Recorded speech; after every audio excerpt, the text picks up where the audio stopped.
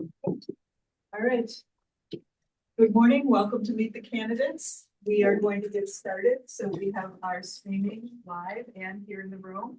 Thank you for joining us. And we're going to keep people right to the 15-minute clock today. So I hope nobody feels bothered if we have to interrupt if you're in the middle of a discourse. But we do have a tight schedule to keep, so we will keep it rolling. So good morning and thank you, Stan. Introduce yourself. Awesome. Thank you. My name is Sammy DeSalvo, and I'm running for City Council at large. Thank you to Independent Living and the interpreter for being here. I really appreciate that. So I am running for City Council at large. This is my second at-large race. I ran back in 2020. And I'm going to give you a really brief introduction of kind of my larger platforms and what I'm kind of advocating for within the city. And then I'll take some questions that you guys can really ask me questions, because I'm trying to build my campaign based on what you all say, not what I want to say. So a brief history about myself. I'm a lifelong resident of Batavia. My grandparents and my whole family have been here for a century. And I currently work at a college up in Rochester, and I'm getting my doctorate in education, and I'll be done in 6 months. And that is super exciting to be done and no longer be a student at 33. Some of the larger ideas that I am essentially pushing for right now are, number one, figuring out a way to have a more balanced budget, because a lot of us are paying more and more every single year in our property taxes, and that is taxing us out of our houses. I was walking around 2 nights ago, and two people said that they're considering moving out of the city because taxes are becoming so high in the city, and they need to find a cheaper place to live. And with how large of a crisis housing is right now, if we're going to be taxing people out of their houses, that's not okay. My salary does not increase at the same percentage rate that my property taxes are increasing. And that's just a very large issue. And I think a lot of people are feeling that as life becomes more expensive all around. Another large thing that I'm pushing is just generally more focus on community and balancing that focus with community with the focus on downtown. I think businesses downtown and in Batavia are very important, but that kind of is the only focus of the city right now, and we need to balance that. So I want to balance that more, get more community involvement, more people involved, and just have both things grow at the same time. Because right now the scale is tipped for businesses and citizens are kind of forgotten. And then the third thing that I'm really pushing for is just generally more communication, transparency, future planning. The city right now is lacking in a lot of those areas. Our comprehensive plan is from 2017. We've had a pandemic and a very large shift in finances since then. And just generally, the city does not communicate very well. And when they do, it's very last minute. And that means that we can't react to what is happening until it's already happened. And then how are we supposed to have a voice in those things? So those are kind of the 3 big things. Everything else that I'm backing are essentially ideas that people have told me, which are things like a larger focus on green space, or somebody the other day mentioned a dog park. Other people are mentioning some way to help focus on single family homes and how we can manage that, a focus on just housing in general around the city, and other things like that. My Facebook page has a lot of ideas. I share pretty much daily what people are saying. And that way other people can hear that others have the same concerns as them, and they can realize that they're not alone in what they're feeling and that we're all feeling this. So with that, that's kind of a broad overview. But if people have questions, I would be very happy to answer any questions. I try to leave you guys as much time as possible. I have a few questions. Yeah. Hi. Rebecca, I am the program specialist for the Homeless Alliance here at Independent Living. My first question, data from Genesee County shows that the leading cause of homelessness includes economic hardship, eviction, and lack of affordable housing. How do you envision the city supporting residents who may not qualify for DSS services, but still need a safe place to stay during extreme weather? So a couple of things. I think that we need to be more, we need to think more in advance of how we can prevent things rather than react to things. And the city reacts more than they prevent. And I think that is a lack of future planning. So I think we need to think about that more long term. And then for buildings such as the Ellicott Station, That is a potential place that a lot of people could live, but the city, I think, mismanaged a lot of the back end of a lot of that, and that is a future planning thing that has fallen through and could be a great resource for people who may not qualify for some kind of service but need some kind of housing there. In terms of actual helping people who are in that situation right now and need a place to live, I've talked to a couple of people who've been on a board looking at the warming shelter in the city. And I know that the current city council is very against it, despite saying privately that they are for it. So take that for what you will. All the reports I've heard essentially are that there is funding in place that does not cost taxpayer dollars, and that there's many groups that are willing to step forward and make this happen. And it would require almost nothing from the city other than approving it. And I think if people have ideas, whether it's housing or recreation or whatever it is, if people have ideas, the funding and the power to make it happen, the city should just back that, unless it's going to hurt somebody. And this sounds like it's something that would help people, not hurt people. So it's odd that the city wouldn't back that in the first place. Thank you.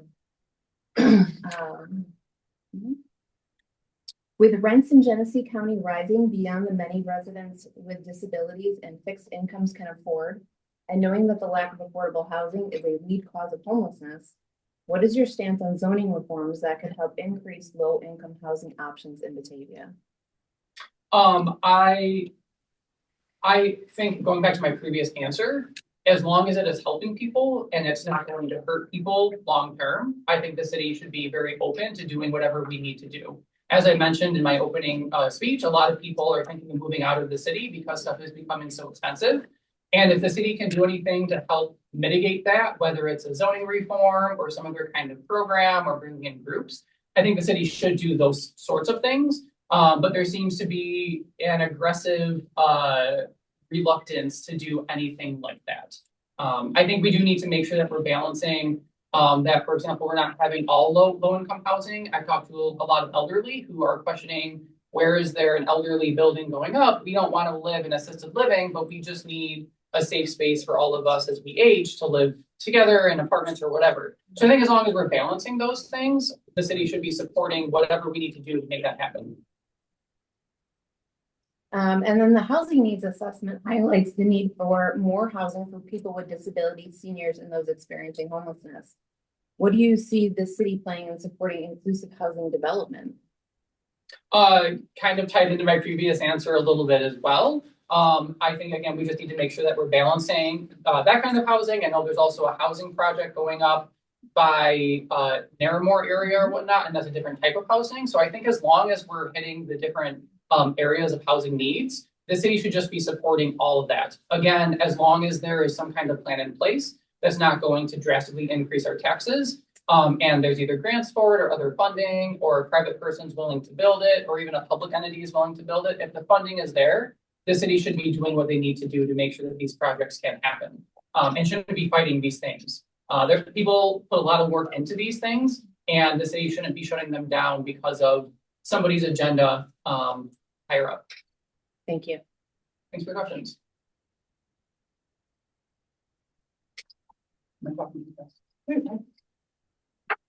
You say you want to balance between the city, balance between business and the general population, which I think is a good idea. What about the business support the city is currently doing do you like and would you like to keep? So I think just the general investment in downtown. I know tonight at 4:30, there is a presentation to go look at the second round of DRI grant application at the city center. So I think investing in those kinds of things and pursuing that is fantastic. And I think the city should keep doing a lot of the things that they are doing, but you also can't forget that people live here and that the citizens need something to do, families need something to do. I talk to a lot of people who are very wary of what's going to happen with their grandchildren. Are there going to be good enough paying jobs here? What is there to do for their children and their grandchildren as a family unit? And so I think the city should keep doing a lot of what they're doing, but should just change their focus a little bit to start increasing those other things. We've seen a lot of annual events disappear over the past couple of years. One of the big examples is the July 4th park event has also gone away. And there are people willing to do some of the work to make that happen. I think more people need to help and there needs to be more funding in other areas, not necessarily from the city. But the city could support these things more just to give people more to do. So I don't think it's taking away from the downtown investment. I think it's just refocusing and balancing on business and people and not just focusing on one or the other. Thank you.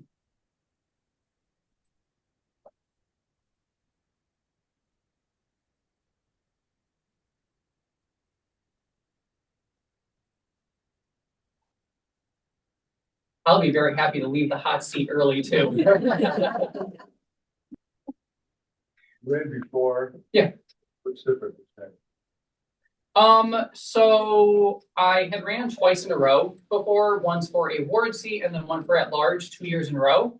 And when you are running against people in power, it's very exhausting. It takes away a lot from your life. It is emotionally draining. It's a time suck. There's a lot of components to it. 2 years in a row.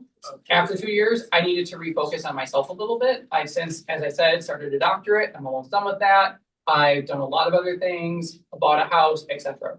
So now that I've kind of focused on myself, I've recentered. I felt like something needed to happen this year. The entire city council is made up of one party. There's no diverse voices on it. And there's a lot of just head nodding. And I see this as a year where people are very upset at a lot of things in the city. And this is an opportunity for somebody to really step up and make a difference. And a lot of people supported me before. I lost by out of 7,600 votes. It was 4%, so it was very narrow. And I think there's a lot of excitement this year for a change in the city and for somebody to just hold a different opinion than head nodding on city council. And I will be that person. I've spoken up multiple times in the past. I have brought petitions that people have signed for various things, such as a city manager search for one back in 2020. And a lot of the things I have done has forced council as a citizen to make a change and to do something. Because the more public and loud you are, the harder it is for somebody to ignore it. And so with all of that backing, I think that this year being on council, people see that I will be able to do so much more and make a bigger difference. You think you become a stronger candidate through your experiences running for office? Have I become a stronger candidate? We'll find out. I will say that I don't think anybody could do this alone. I have an incredible team of people behind me, and they do so much work because I work full time on top of running, and running in a city of 15,000 is a lot of work. And I think that I have a very strong team with me, and they do a lot of great stuff, and that helps make me a better candidate. And then just the general support from the city that I've been getting from people around the city has been helping a lot too. So I don't know if I personally am a better candidate. I think I'm pretty much the same as I was 5 years ago. I don't really change. I think I'm pretty stagnant in that change in terms of like my positions or whatever. And that advocacy that I have is still there, but I think my team is very strong and there's a little more planning that we've been doing. So I think this time it's been stronger, and the, again, passion from people for changing the city has grown a lot this time too. So when you win, Yep. Are you gonna have the time to give to city council? You know, you have a team now Yes. helping you. You'll Yep. have the time to look into everything. Yep. So once I win and I'm just working a regular job and I don't have to campaign on a daily basis and deal with trolls and fake profiles and people tearing me down online in terms of trying to discredit my campaign, and I can just focus on helping people and doing that job, yes, I will have more than enough time in order to do that. Right now, as a candidate, I think most candidates will tell you campaigning is far more work than working in the office itself, because you're convincing strangers that that they should vote for you. And when you're running against people that have been there for a decade, who hold a lot of power, you're also convincing people that they shouldn't just listen to the person in charge, that there's other voices. And that work is just so much. So I think, yes, once I'm in, and when I do win in 2 weeks from today, I will have more than enough. So that was the last question. Thank you very much. Thank you. And thank you all. I appreciate it. Thank you.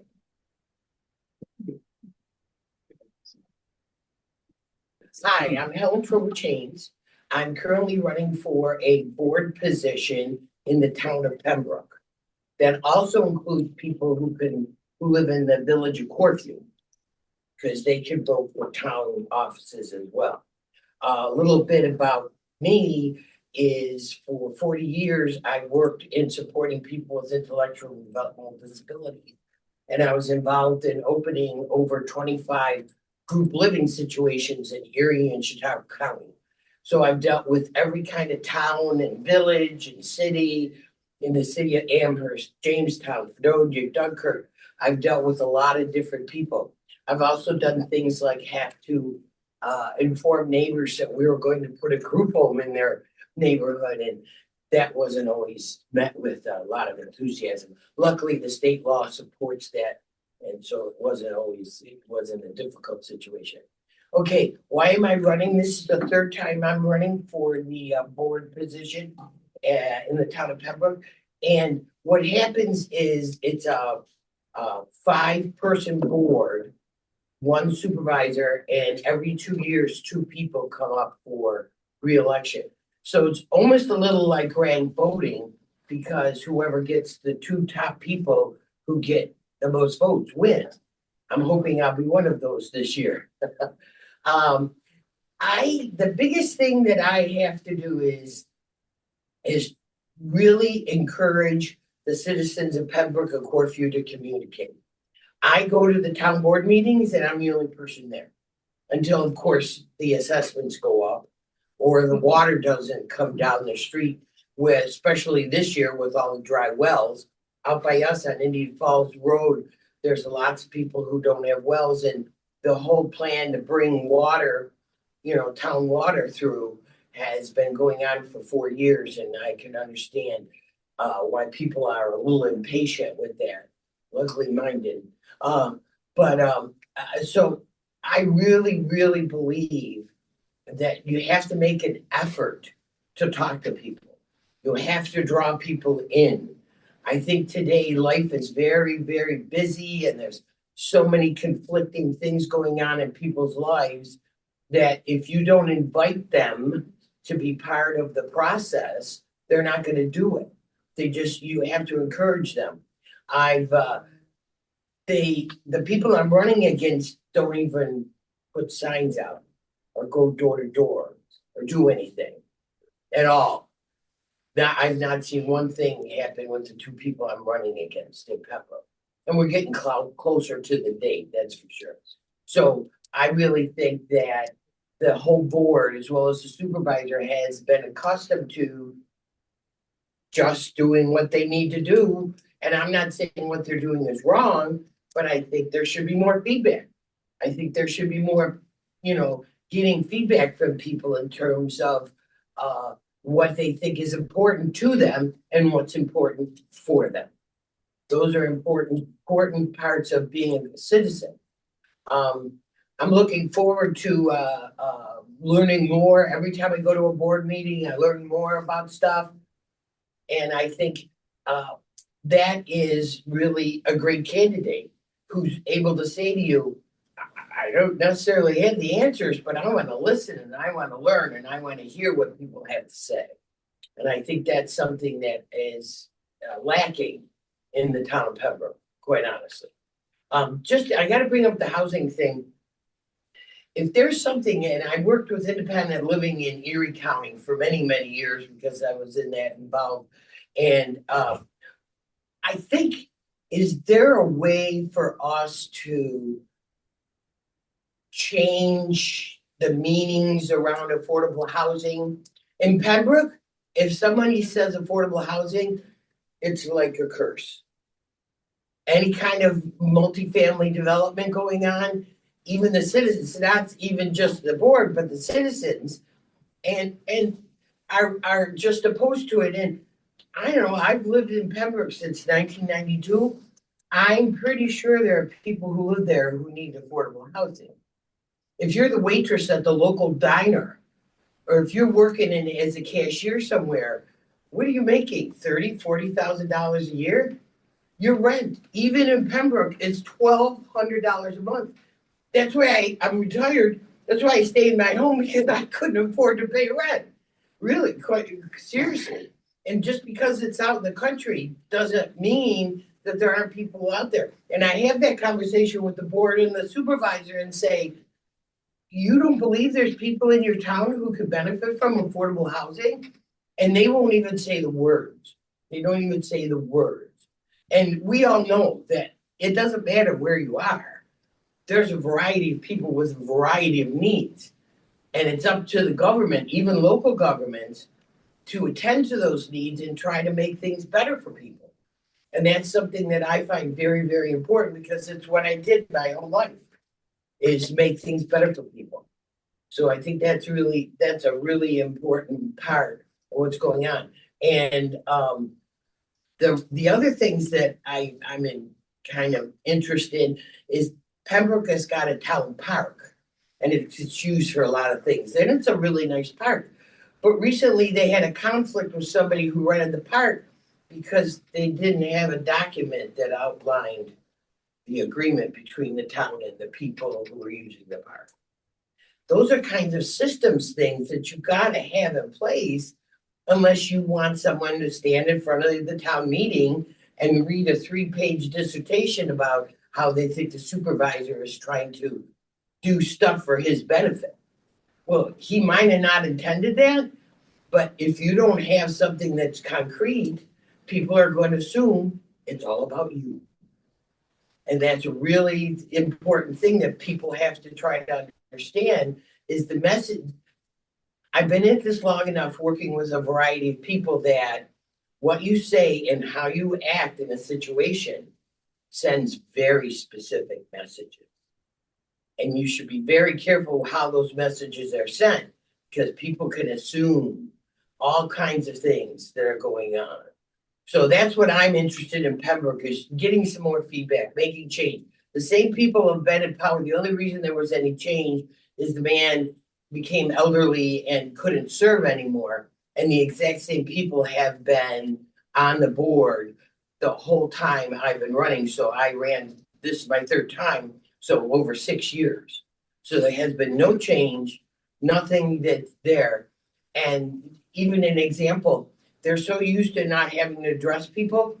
I had to ask them to speak up because they have side conversations during the meetings that you can't hear from the audience. Well, I'm pretty sure when you're having a public meeting, it's supposed to be a public meeting.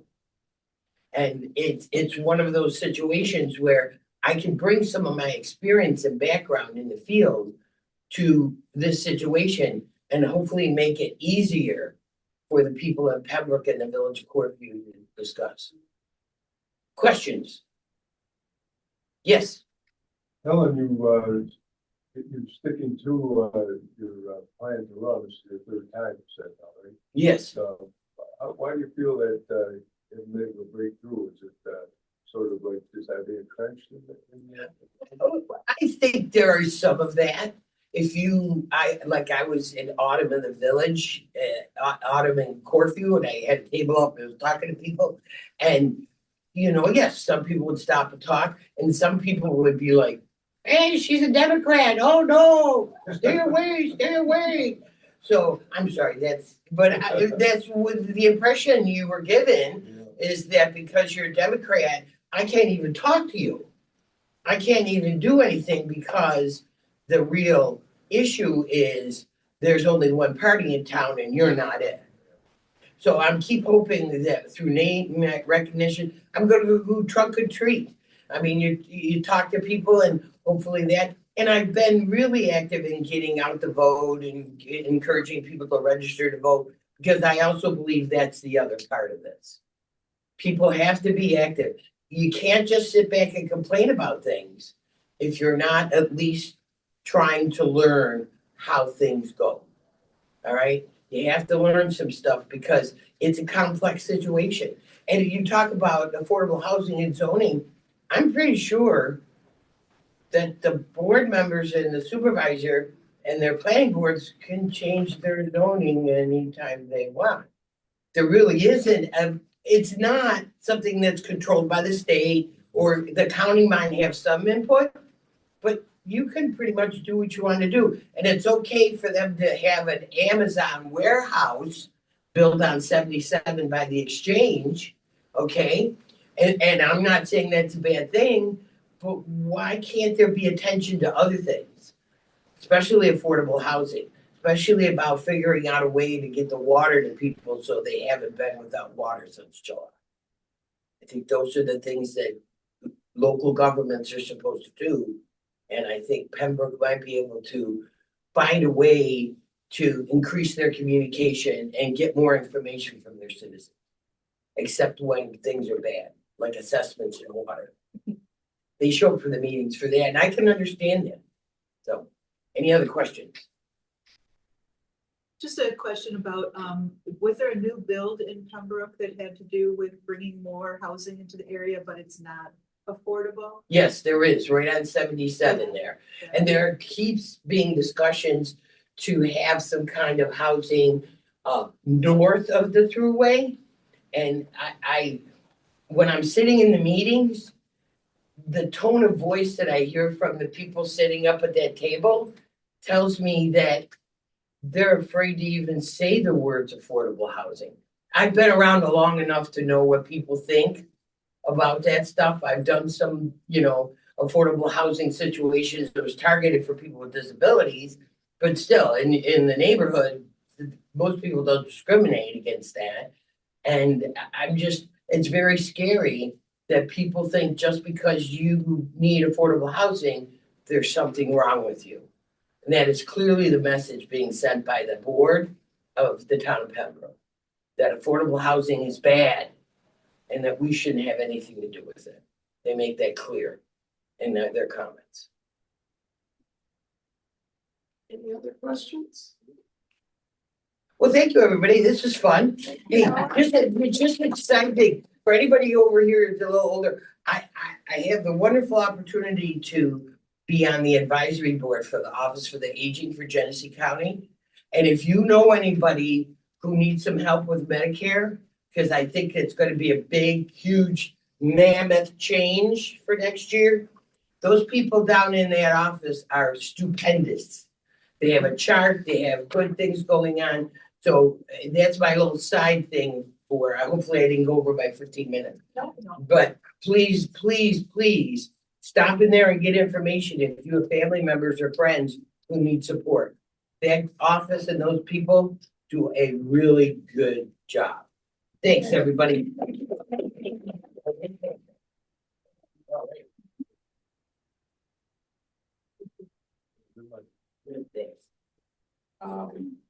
Our next speaker is Kathy Worthington, who's running for Scott. Hey, good morning. Thank you for having me. I just want to say almost ditto to Helen. Welcome to Stafford.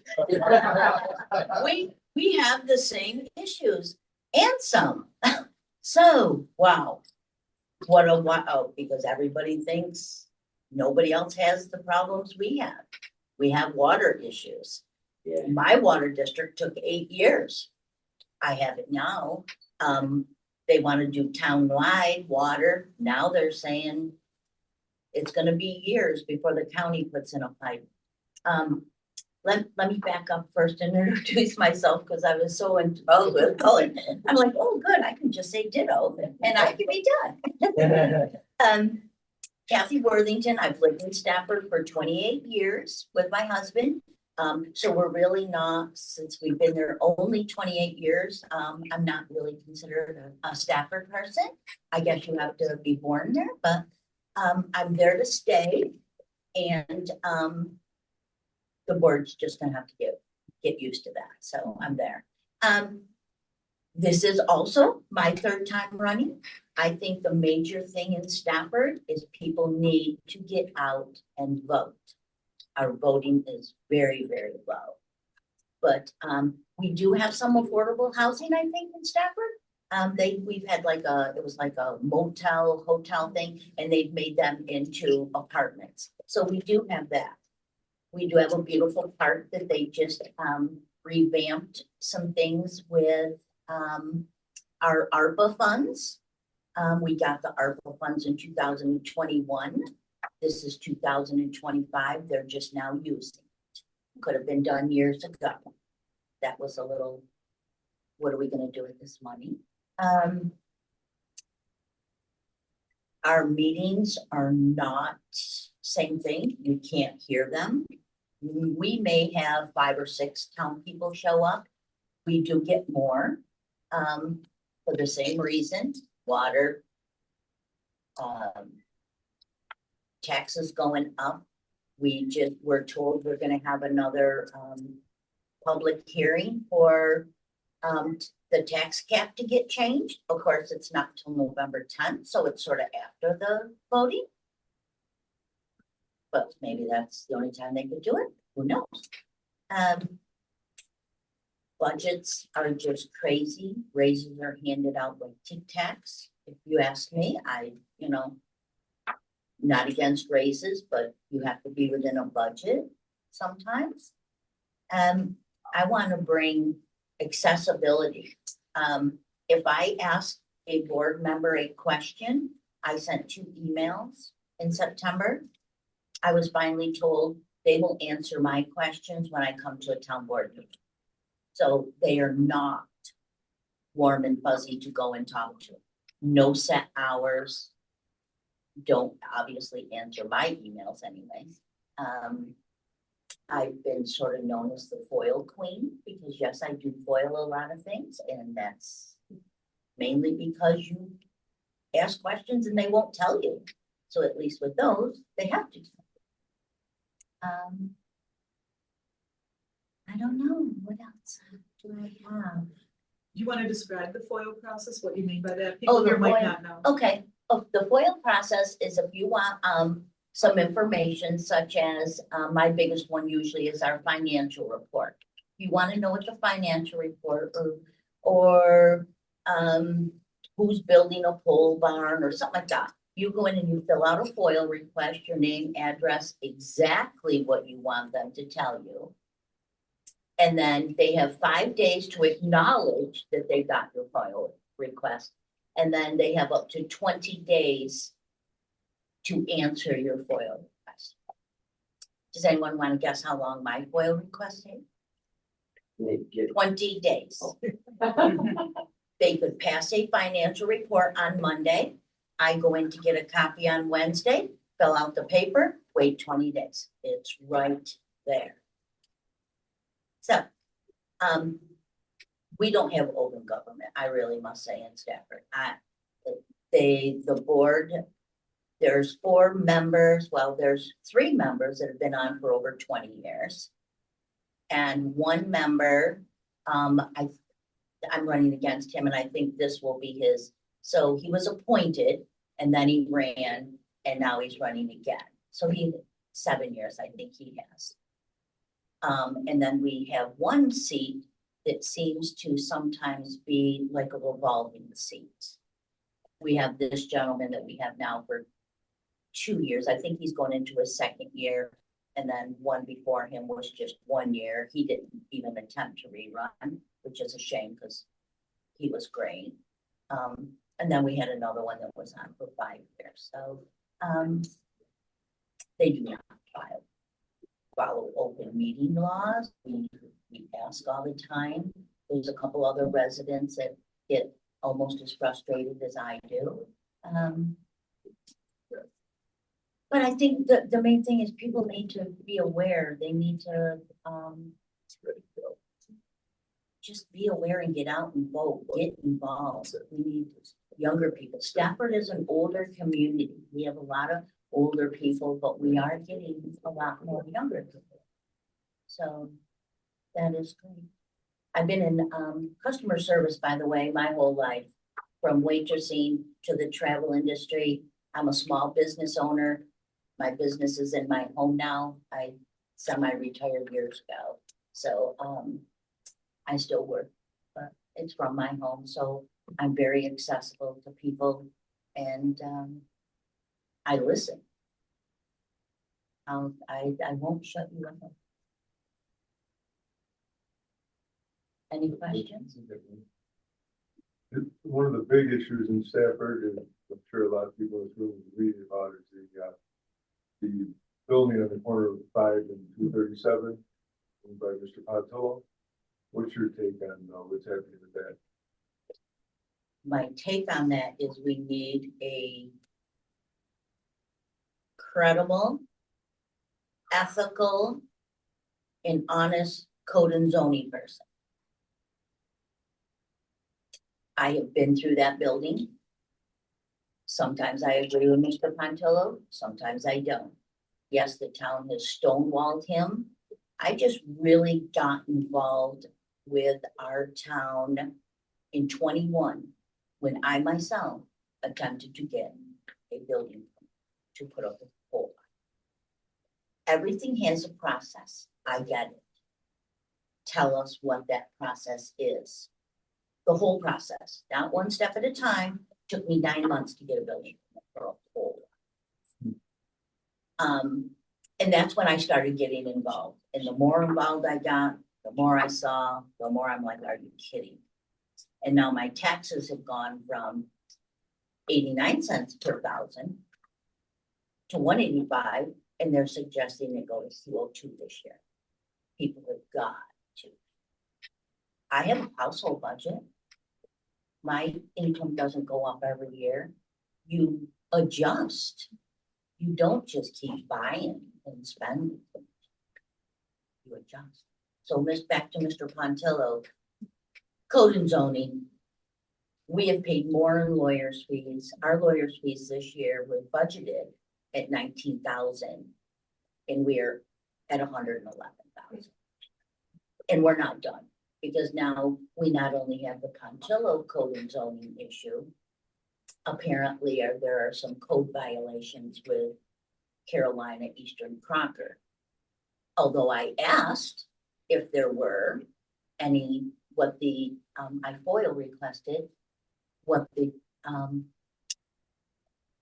complaints were and the allegations, and was told there were none. Well, now we've paid $9,000 in lawyers' fees for something involving code and zoning. There, so I'd say code and zoning Yeah. needs to be adjusted. Thank you. Steve Hawley has recently been speaking out against solar fields. Do farmers have the right to use their land in the way that they wish to do it, put up solar fields, often on unproductive land, to get a steady income coming in? In Stafford, we have a solar law that they put together years ago, again, before I really got involved, and I did read the solar law. And solar can go into our town in the industrial park area. And we have an industrial park, and one has just gone to special use permit. It's right around the corner from me. It's going to be on 50 acres back by the railroad. That is on farmland, but that's in our industrial park. Now, if another farmer wants to put solar on their property and rent it out, we have you'd have to go according to our law. Now, I know if it's over 20 megawatts, that's where the state takes over and they can overrule our local law. But I feel anyone, farmer, me, the guy across the street, I think you should have a right to do what you want on your land, so long as it does not jeopardize your neighbor's property value, or obviously it's illegal, or if it damages, if it's proven to damage health issues, which I think is where the Eastern Carolina Crocker situation is at. It's fertilizer being sprayed all over the place. And it's close to in a residential area. But yes, I think if farmers want to put solar up, as long as they go by the law that Stafford instilled, I don't have a problem with that. You just gotta go by the Stafford law.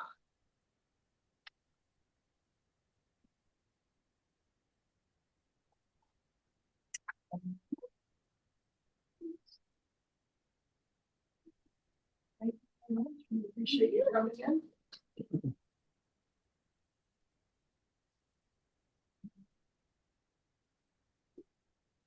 Next speaker is Region Genesee.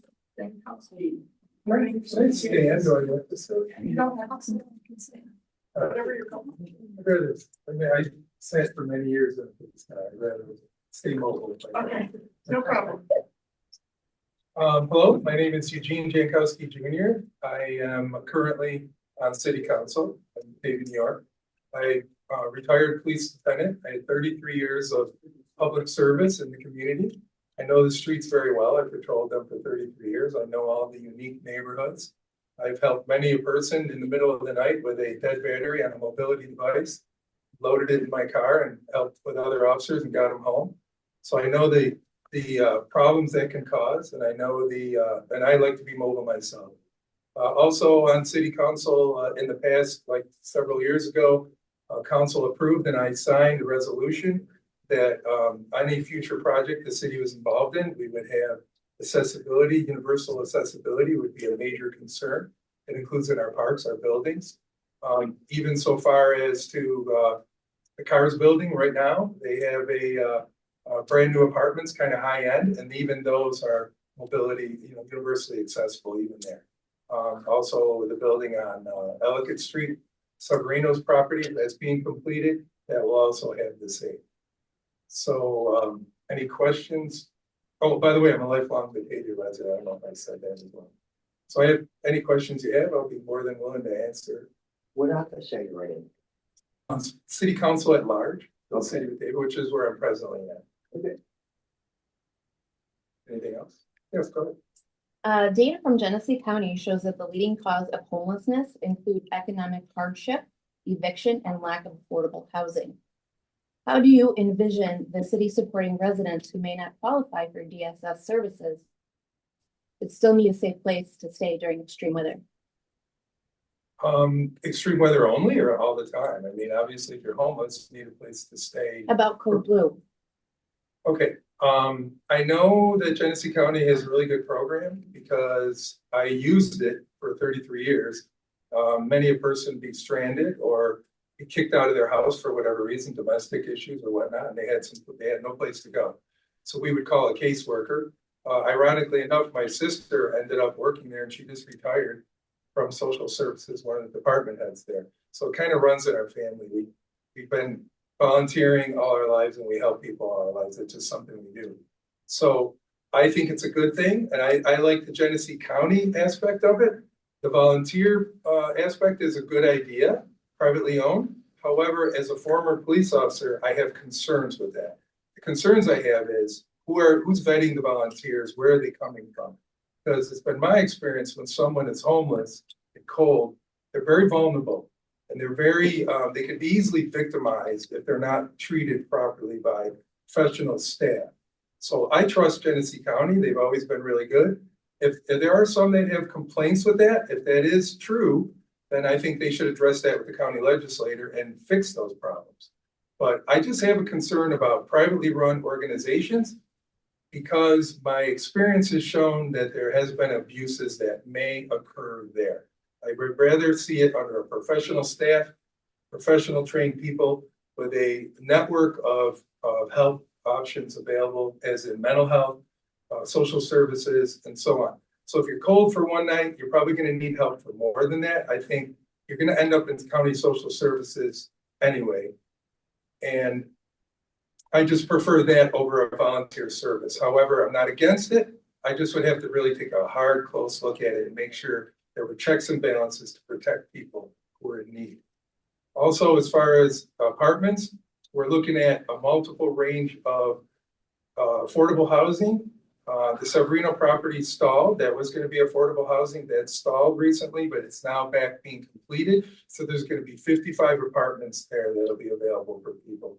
And double occupancy, that's 110 people that'll have a place to stay. Also, we're opening options and giving developers opportunities to build more housing, convert apartments. The Continental School of Beauty old building, that's going to be converted for apartments. And the downtown apartments are a little more higher end, but we're looking for all options. With rents in Genesee County rising beyond many residents with disabilities and fixed incomes can afford, and knowing that the lack of affordable housing is the leading cause of homelessness, what is your stance on zoning reforms that could help increase low-income housing options in Batavia? I'm all for it, and we do it now.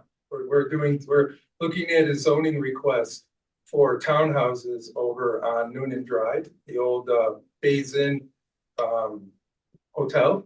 So they're putting in a request for a zoning change so they can put townhouses in and self-storage over there. So that's one of the options we're looking at right now. We referred that to the planning board. Everything has to go to the planning and developing committee first to make sure it doesn't conflict with any other plans that we have going on. But most of the time, they're usually pretty easily vetted, and then they come back to council and we vote. So I'm all for it. We've done it before. We'll do it again. If it's a good project and it's needed. For example, we did it for the Severino properties on Ellicott Station. That had to be rezoned. So I'm good with that. Anything to do to help. And then just one last question. The housing needs assessment highlights the need for more housing with people with disabilities, seniors, and those experiencing homelessness. What role do you see the city playing in supporting inclusive housing development? Well, like I said, we signed that agreement or that resolution in the past that everything has to be universally acceptable. That's a main consideration. Matter of fact, we're doing Austin Park and Williams Park. Austin Park, we just got a state grant for. We're going to be converting all the child play area to more universally accessible area. And believe it or not, there are members of the community that have pushed back violently on that, and I don't understand it. I really don't. Maybe you can help me understand that, but I think it's a great idea, and I think we should do more of it. So anything we can do for housing, make it universally acceptable. It's part of our mantra now. We did this resolution several years ago, and we've been following it ever since. Thank you. Well, go ahead. I have two questions. So you're talking about universal design, and several years ago, we had met with the people that were planning the Healthy Living Canvas, and we brought in an expert, and we talked about universal design. And the building got created, and there's a major flaw in the building. So when you're going to exit the building, you would go out the door in front of you, and the button is on the right-hand side. You push that button. You go to the next door, and you have to go to the left wall to push a button, and then scoot back. What building is this? The Healthy Living Campus. We were talking about universal design. Where is the Healthy Living? What? Okay, I'm sorry. I think of it It's as the like- connection between the Y Well, and it's medical. that's not uncommon. That happened when they built City Hall. It was a very similar thing where the button, you couldn't get in the building. By the time you press the button, the doors would close, or there was a problem with that. The building's new, and I would think that somebody there like Eric Fix, he just left the city employment. He was our assistant city manager, and I've worked with him. He's a great guy. So if it just was brought to his attention, I'm sure that's one of those design flaws that you don't know until the building's built, and then now people start using it. Now you start getting feedback. So I would think that's something that should be corrected. Yeah, we've been advocating for months with them, and it's still not fixed. Well, I have a meeting with Eric in a few weeks. I'll put that on my list. I have another thing the lady wanted me to talk to him about. So I'll ask him about that. Just one other thing too. Years ago, the city signed a resolution to always have someone at the Genesee Region Advisory Council meeting that Independent Living runs. And we don't have any representation from the city to that meeting. And if you have anybody that understands disabilities or knows the ADA, it would be really great to have that representation to that committee. Do you mean like a city council member, or are you talking like a city staff member? Anyone who would be in a position to then take information back to the group in order to address concerns. The problem is that that's a great idea, and I'm sorry we missed it. We have a lot of people coming and going out of different committees, and then they retire out or they move away, and then it just never got filled. It probably got missed. So it sounds like, it should be a very important committee to be on.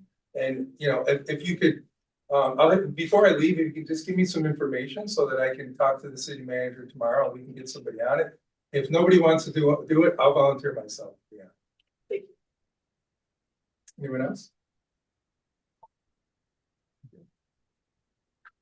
Here we go.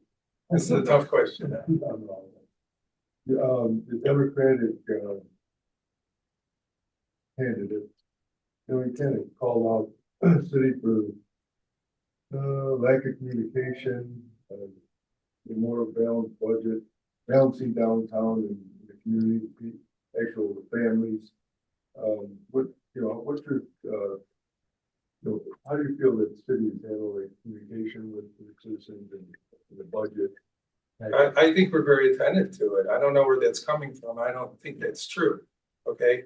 As far as downtown for family orientated, just the other day I was down there for trick or treat. I even dressed up as a Knickerbocker, tried to channel my inner Joseph Ellicott, and had a tricorn on and my Fort Niagara, you know, living history outfit on. And it was full of people.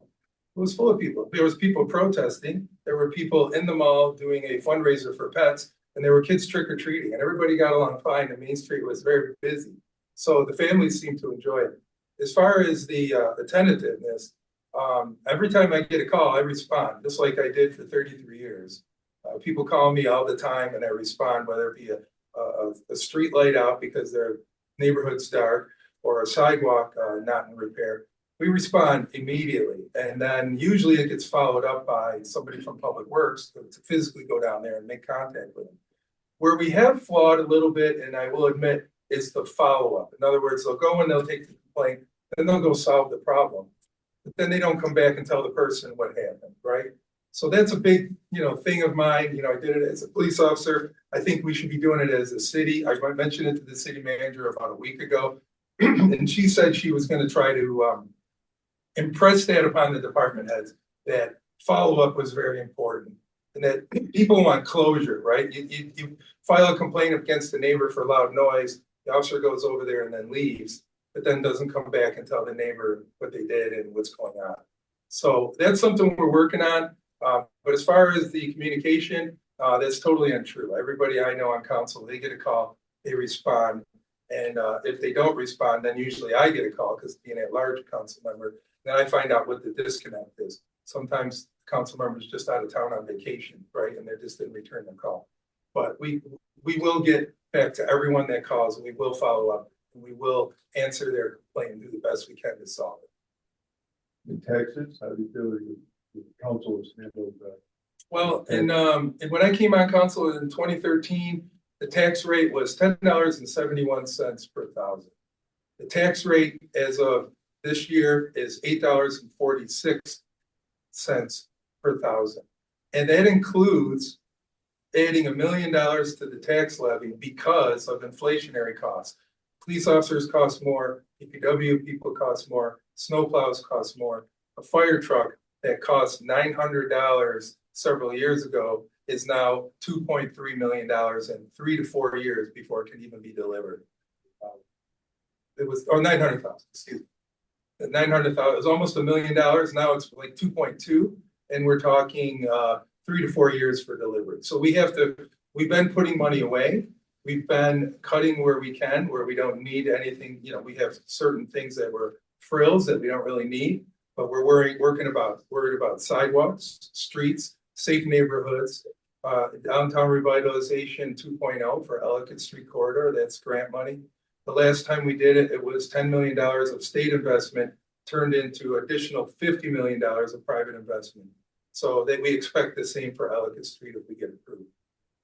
So we're doing things like that to offset the tax burden, because the more grants we can get in, and then people argue about grants like that money comes from somewhere. Yeah, it came from all of us. We pay income tax every year. It goes all the way to Albany, and then do we see any of it back? Maybe occasionally, but we're using our arterial maintenance fees that the state pays us is like 1990 level.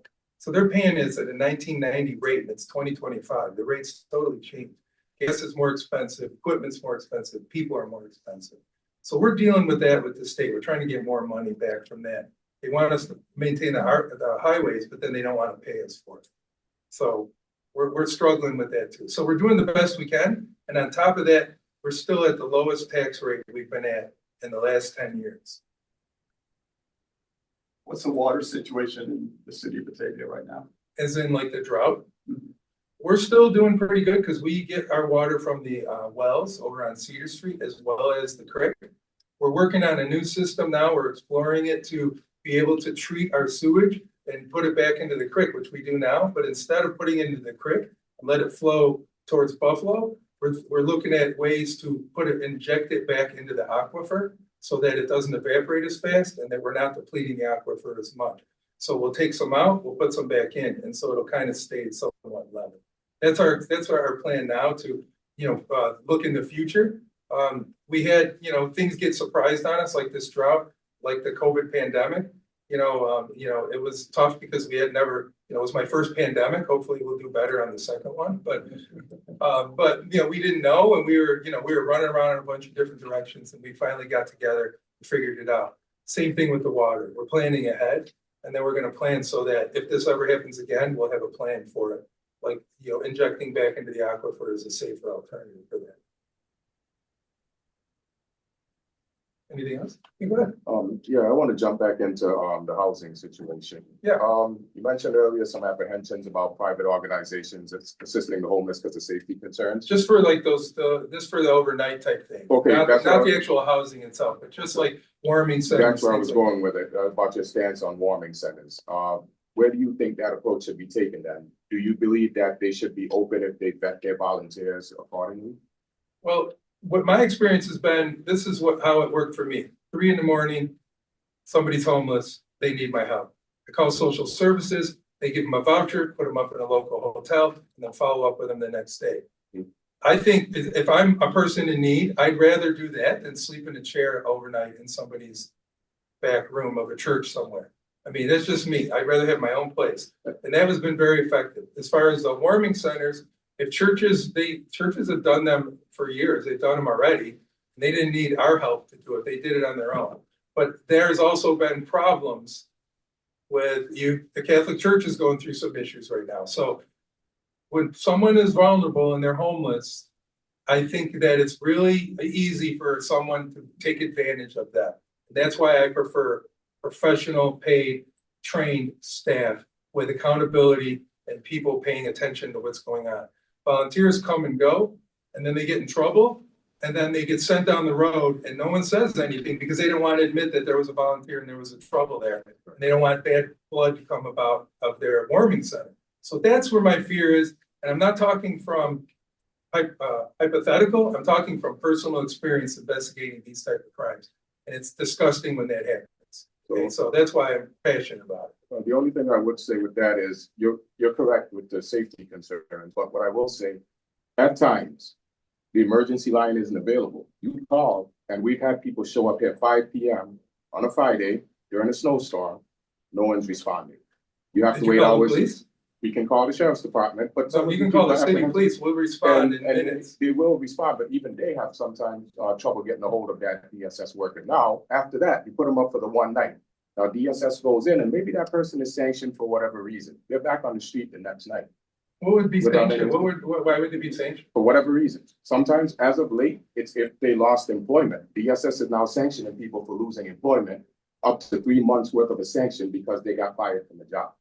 So there's different things that can stop them from getting out. Now, these are things that I'm only bringing it up because it's just things worth looking into to perfect the way that you want it to look. And that's something we can talk to the county about. Yeah.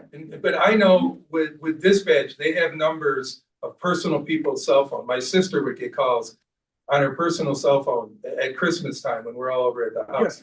Yeah. And she would respond immediately or get somebody down there or do it herself. And I agree. There are times when it does work. But I've seen the other side of it for times when it doesn't work. Well, if it doesn't, then anything to do to help. I mean, at that point, it's an emergency and the person needs help. Okay. Okay. That's our time. All right. Today. Thank you, everyone. You guys, if you need anything, our contact information is on the webpage, on the city page. We just put a new page in, cityofbataviany.gov. It's a new webpage. Check it out. And we can do a work request, or you can get a hold of myself or any council member, and we will definitely get right back in touch with you. Okay. Thank you very much. All right, our next speaker is here. Nicholas Ward is running for the City Council. What did you consider these things?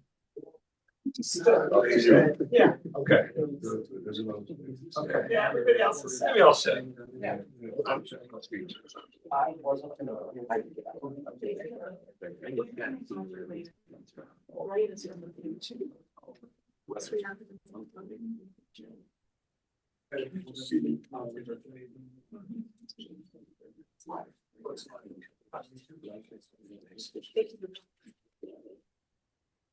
I'm gonna start. Okay, Hey. introduce yourself. and Okay. go. Thanks for having me here today. My name is Nick Lord. I'm running for Batavia City Council at large. A little bit about myself. I'm a father of three, married, live in the city of Batavia. I grew up here, moved away in 2014, shortly after I graduated high school. And my wife and I decided to relocate here about 2 years ago.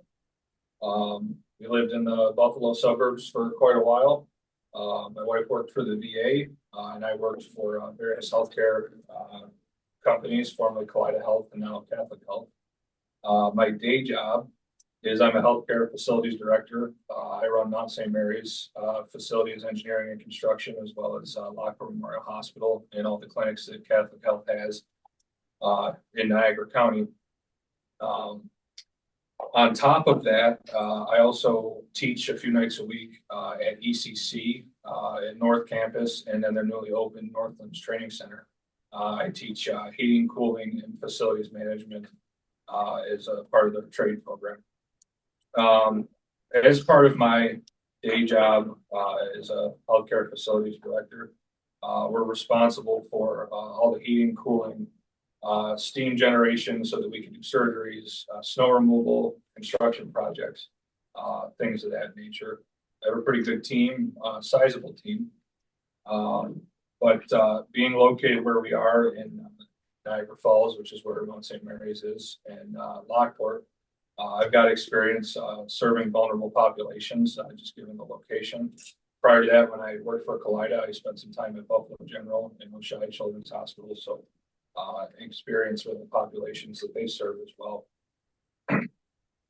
So if elected to city council, I want to have a hands-on approach. Part of my role now is, detail oriented, looking for things that are out of place, looking for ways that we can build things better.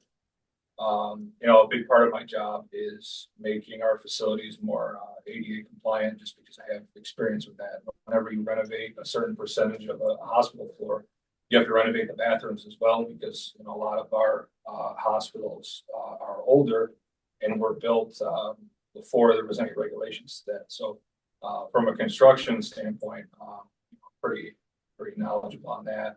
As well as things like sidewalk width. Whenever we have to retrofit something, it has to be, wide enough now to meet current regulations. So if elected to city council, like I mentioned, I want to have this hands-on approach, but given what I do, I believe I can apply it to city construction projects and the city as a whole for small improvements, such as widening sidewalks, which I know the city is already doing. But even simple things like replacing door hardware and making it more accessible, automatic openers or closers and stuff like that is cheap and easy fixes that we can do to make everything more accessible for everyone. Also want to review city projects from an accessibility standpoint. Again, that's my career. So from my lens, some folks that work in non-healthcare wouldn't be as knowledgeable in that. So I think I could bring that to the table as well. And we'll keep going here. A couple folks have asked my leadership style if elected to council. So one of the things, as I mentioned, I have three kids. And I look to them for a lot of decision making. Not that I let kids run everything, but they come into it with kind of an unbiased lens. My oldest is 7, my middle is 4, and my youngest is 7 months and some change. So my 7-year-old, actually I run a lot of my decisions by, he's in what's called a blended classroom, which I'm sure didn't exist when a lot of us went to school. Definitely not my wife or I, and we had to get some knowledge on it when he started attending John Kennedy. But what a blended classroom is, to my understanding, is there's kids of all different abilities and backgrounds that are kind of in one classroom, and there's, I think, 5 or 6 teachers in there, and they all kind of prop each other up, which is good. But so my point of that is, from a 7-year-old's lens, when we talk at dinner about what he did for the day, he doesn't talk about anybody's differences within the class. He just talks to them by their name or what they did together. So my point is, regardless of that, that's how I plan to represent Batavians as a whole, regardless of your background, regardless of your ability.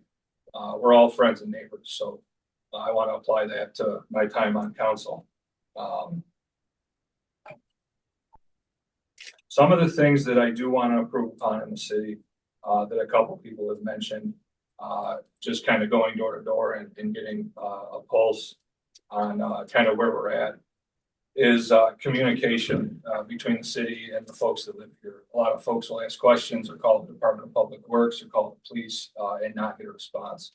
And that's just not a lot of people. That's myself as well. So as a city resident, I've experienced that. So whether that be through email, phone, door to door, I want to make sure our city departments are following up with everybody in a timely and effective manner. Another big concern that folks have brought up is our budget, right? And that, you know, it's tough because we're a small community in a small county, but make sure we maintain a balanced budget while also delivering for the needs of the city of Batavia. And one of the things that I stress is it's not always about cutting the budget or trying to save money, but we want to make sure that we deliver quality services to the folks that live here. So sometimes things do cost money, but if the community benefits from it and perceives it as having quality, then we need to look into it or maintain it. And then the last thing, and I know this, I'm not sure how long the other folks talked, but what you get most from me on city council is my time. So I'm very personable. I'm out in the community. My kids and I, we spend our weekends picking up parks and getting our steps in. And my kids love it. They always compete who can kind of pick up more trash, which doesn't sound fun for kids, but they have a blast of it too. So my point is, if you see me out in the community, whether it be at a restaurant or Tops or out in my yard doing work, feel free to stop me. I love hearing about stories of old Batavia. My parents used to tell them. My grandparents used to tell them, and I've heard a bunch of different stories knocking on doors this election season of, you know, this story used to be here. I grew up knowing this person, and I love to hear those stories. And I do it to my kids, and I'm sure they're sick of it. I know my 7-year-old is, and my wife will be soon. And my dad used to tell me these same stories of, oh, this person grew up here, this person grew up here. And at the time, I didn't, but, you know, now that he's gone and now that I moved back here, it's nice going to all these different places and hearing those stories over time of kind of how Batavia used to be. So my point is, my time's always available to anybody, whether I'm on city council or not. Come November 5th, the day after the election, I'll wake up just the same, go to work, and help my friends and neighbor. But being on council just gives me a little bit more opportunity to help my neighborhoods out. And I'll leave the rest of this up to you, but before I go, or before we wrap up, I'd like to obviously answer your guys' questions. But I'd like to ask everybody in this room, what do you think one of the most important issues that faces the city right now is? And I'd like to leave with that and potentially start working on it, whether I make council or not. Housing. Lack of affordable housing. We have, you probably talked with Todd on your way in, but there were 448 people that were homeless in the last federal fiscal year. You know, the motels by the 90 are filled with people who are struggling. What would you do about housing and building housing and taking care of people who are experiencing homelessness? Yeah, sure, absolutely. Unfortunately, housing is a problem everywhere across the country. We're just not building enough units for what we need. A lot of that is you know, regulation, kind of the not in my backyard attitude. And that's unfortunate, but we see it with rising housing costs, not only in Batavia and Genesee County, but in Buffalo and Rochester. And part of that is what's bringing folks from the Buffalo and Rochester area back to Batavia, is housing affordability. So the only, I don't want to say the only way, but one of the ways out of this is to build more housing. So entice developers, to bring more available units online. And then obviously, you know, supply and demand, the more housing you have, the affordability of it, becomes greater because you have more of a supply of housing. So having that been said, we have new units going up. I'm sure, you know, before we mentioned, we have the North Point Drive 30 single family homes that are going online, which will help out a little bit. And my understanding is the patio homes. And like I said, the only way out of it is to build more housing. Related to housing is energy costs. Somebody gets into a house and they have to pay their utilities. There's new technologies that are lowering those costs. Landlords don't always take advantage of them because they leave all the costs to the tenant. What would you do to advocate for more efficient, you know, heat pumps, hot water tank, heat pumps, more efficient utilities, so that which also help to lower the cost for the tenants and also improve the value of the property for the landlord? Yeah, so that's interesting. In my role, I deal with that a lot as utility costs are increasing, and there is more of a conversion to electric. And we do it on a large scale, right? Like I heat millions of square feet worth of buildings, and our energy costs started. We were told this year by NYSEG and National Grid that they're going to raise 40% on the electric side. So to bring energy costs down, it's important that we utilize all different sources of energy that we have. Natural gas is actually cheaper than electricity, as most of us know here. Unfortunately, there's a ban going into effect on new construction at the end of this year. But you can't rely on one single sole source of energy, especially in our climate. And I've seen this from a healthcare perspective. There is no other way to heat and condition large buildings or cook commercially than natural gas. It doesn't exist right now. And unfortunately, to pay for these grid upgrades that are required by the electrification, everyone's utility bills are going up. So I think that's why it's important that we have a mix of different energy sources, whether it be propane, natural gas, or electric, and give folks these options to have in their homes to diversify that cost. Would it be less expensive for a city like Batavia to have its own electric utility? In Rochester, the suburb of Fairport, up near us, the village of Virgin, and Churchill, they all have their own electric utility and they have substantially cheaper rates. Yeah, so I'd have to see a cost benefit analysis of that. I can't tell you off the cuff. It would be possible, but also where you run into issues is reliability. So that's kind of what you get from the big power distribution companies. Not that they're good or bad, but it would be worth looking into if there could be some cost savings there. Sure. I'll just have one quick question. Data from Genesee County shows that the leading cause of homelessness include economic hardship, eviction, and lack of affordability.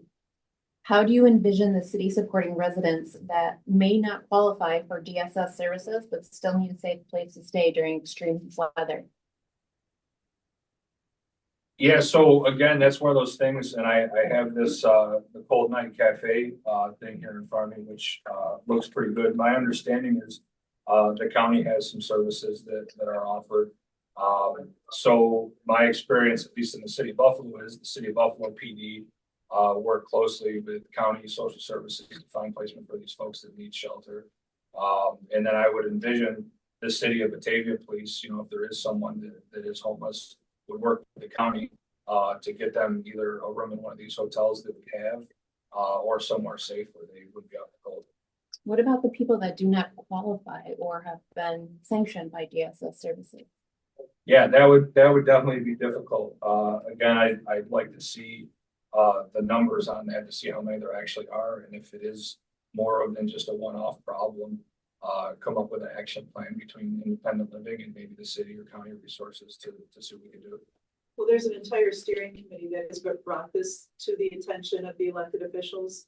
So the steering committee is Oak Orchard and the First Presbyterian Church.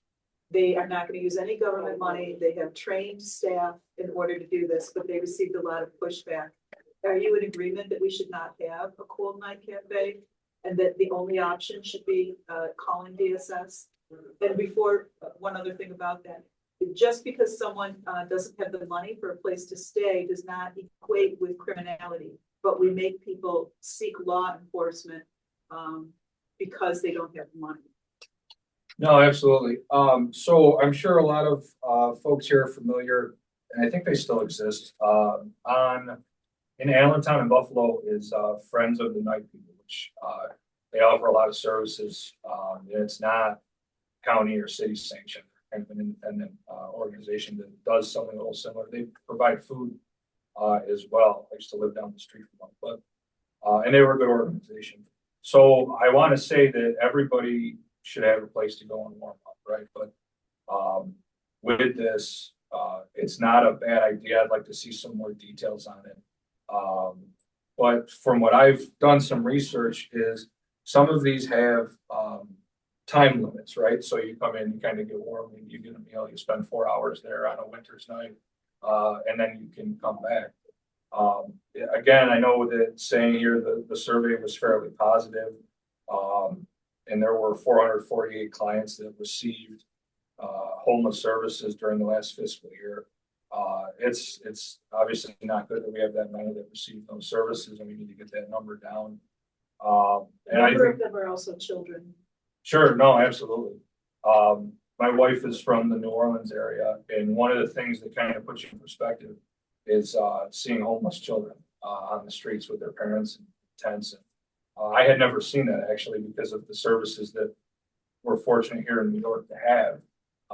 But you know, you go to a state like New Orleans and a state like Louisiana, there are homeless children just living with their parents, and it's a shame. So to get to the root of this is I'm not opposed to this, and I know there's been a little bit of pushback, but it would be a collaborative effort between Independent Living, First Presbyterian, like you said, other organizations in the city. So long as my concern is that there's qualified people there, because I'd imagine it's a fairly vulnerable population that would need some additional services than just to warm up and get a meal and kind of be on their way. So if this is, we'll say, an entry point to getting folks in the door and take them from just kind of wandering to the correct services that they need, so that they don't end up in the same situation, right? That's kind of the goal of this is the kind of stuff is a jumping off point. It's worth exploring. All right, we have to wrap up. Sure. Thank you so much. Sorry. For your time. Yeah. Thoughts on it? If anybody has any questions, my email address is in some of the articles that I was in.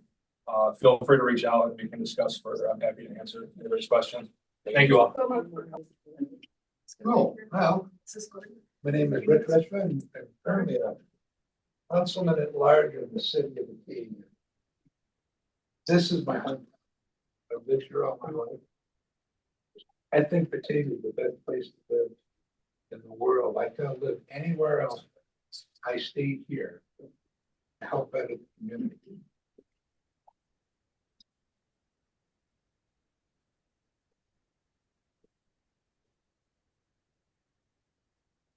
So anybody has some questions, Why? I have a question. Yes. So, Country Meadows is across the street from Terry Hills. Right. And they have a large community of elderly. I've knocked on many of the doors. Apparently, the city of Batavia is allowing them to run their water supply.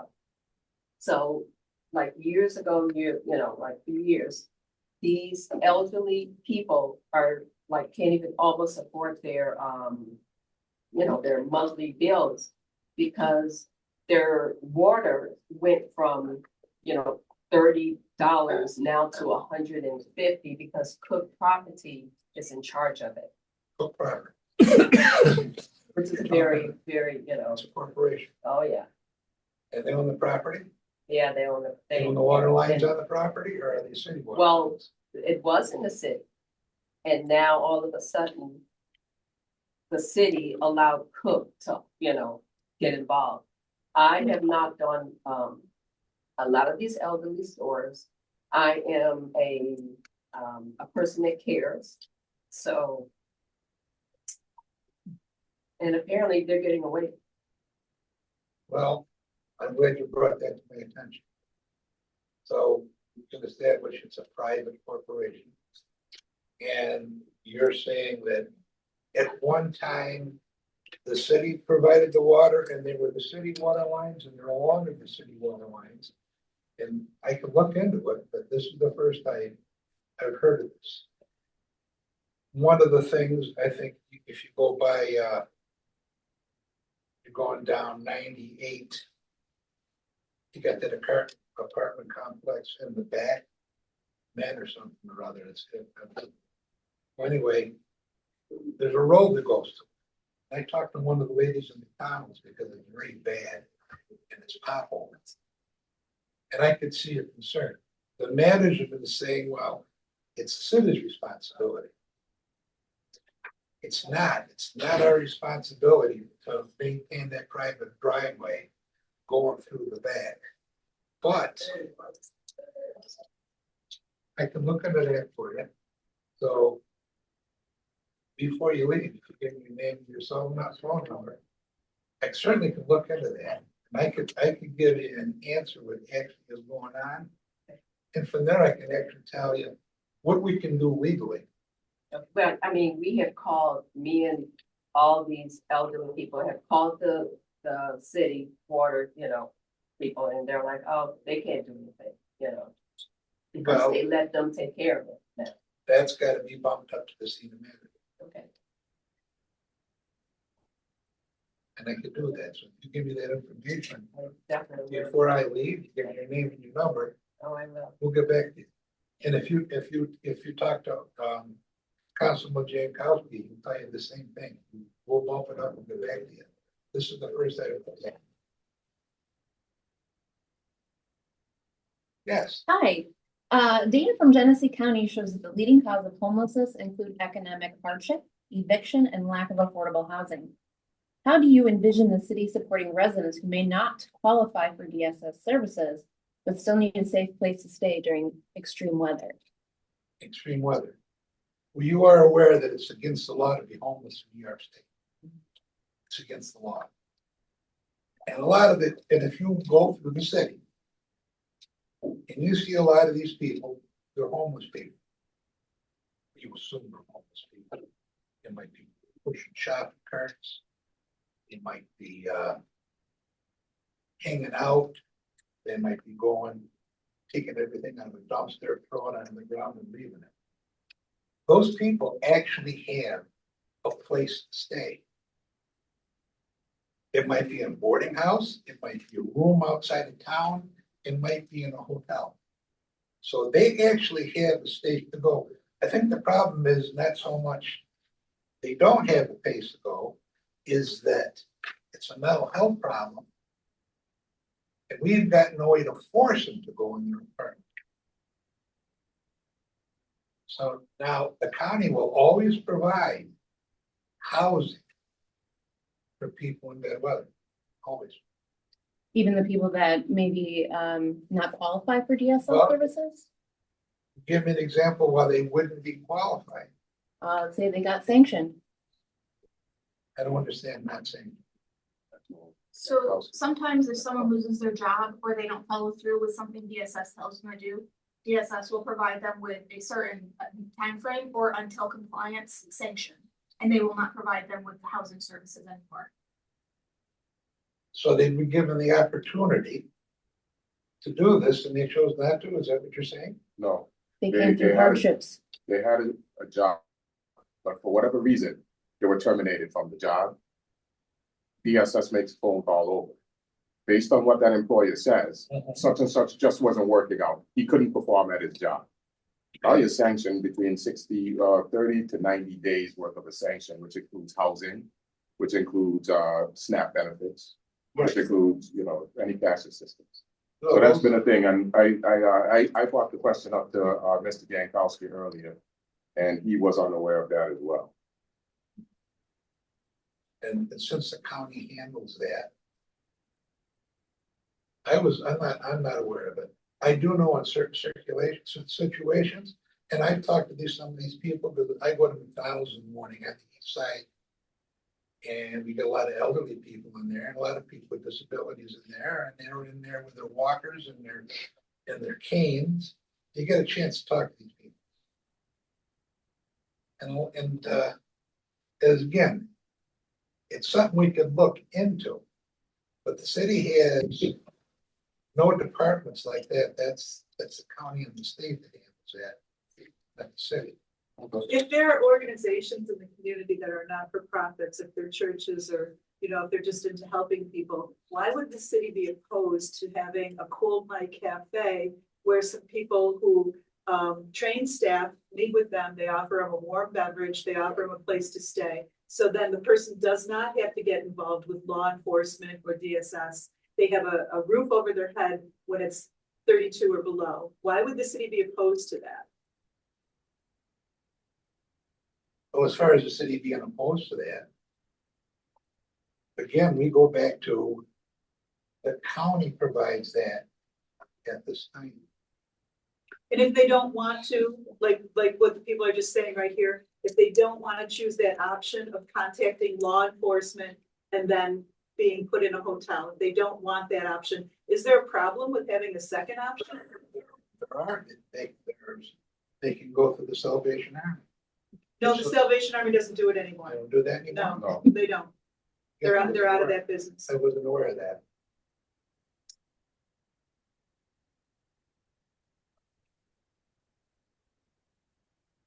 With rents in Genesee County rising beyond many residents with disabilities and fixed incomes can afford, and knowing that the lack of affordable housing is a leading cause of homelessness, what is your stance on zoning reforms that could help increase low-income housing options in Batavia? Well, right now, we're in part of our plan is there's certain sections of the city where we can rezone. A good Swan Street, we could rezone. But it's a matter of rezoning to get these places up. And if we can get private people to come in and we can get grant money to put such things in, then we'll do it. It's a matter of getting somebody interested in coming in and doing it. Now, we've got all kinds of things going on where we've got people coming into the city. They're going through, they're looking at the Brisbane mansion, they're looking at the properties on Liberty Street, the Ward Plow. There's many places that if you rezone, you could put housing on it. I just have a quick question based on something you said earlier, said it's against the law to be homeless in New York State. That's right. Do you think that homeless people should be put in jail because they broke the law? No. No, I don't. Okay. And they have opportunities out there should they choose to use them. But I think the biggest problem with homeless people, I think it's a mental illness problem. And there's no help from the state. We don't get any help from the state for it. The state mandates everything and drops the tax on the counties and cities. Yeah, mental health is not the leading cause of homelessness. It's not. The leading cause of homelessness is a financial situation. Either someone evicted them because they didn't pay the rent, or their primary partner that they were with asked them to leave. Parents kick them out. Children kick their parents out. It has to do with the financial situation that people are facing. It's not, the leading cause is not mental illness, and it's not drug addiction, and it's not criminal history. The homeless that I've come in contact with personally, that I've actually talked to, stopped to talk to. Do you have a place to stay? Yes. Well, it's in the rooming house, or it's here, or it's there. Why don't you go there? I want to. I want to be out here. I want to do what I want to do. Now, how would you call that? I call that their right. So they have the right to be outside and they have a right to be homeless. So should we force them into an institution? Should we force them? No, that's why I was asking you if you thought that homeless people should be put in jail, because you said it's breaking the law. It is. It's illegal. And I know it's an odd thing to say, but it's illegal. So wouldn't a warming shelter stop that then, so that they have a place to go at night and they're not on the street? You have hotel rooms that are available for them should they choose to use it in the county. But the county doesn't always put them up in that hotel room. That goes back to what we're talking about with the sanctions. If they're sanctioned, they're not eligible for any of that. The rooming houses are not free. Some people are offered a bus ticket, but you're asking people to leave their familiar surroundings to go to a city where they know nothing when they get there. They could go into a rooming house. A rooming house is not $385, and that's only what social services will offer to pay for that. So now where do they come up with a difference when it's $750 for a tiny room? They can't pay that difference.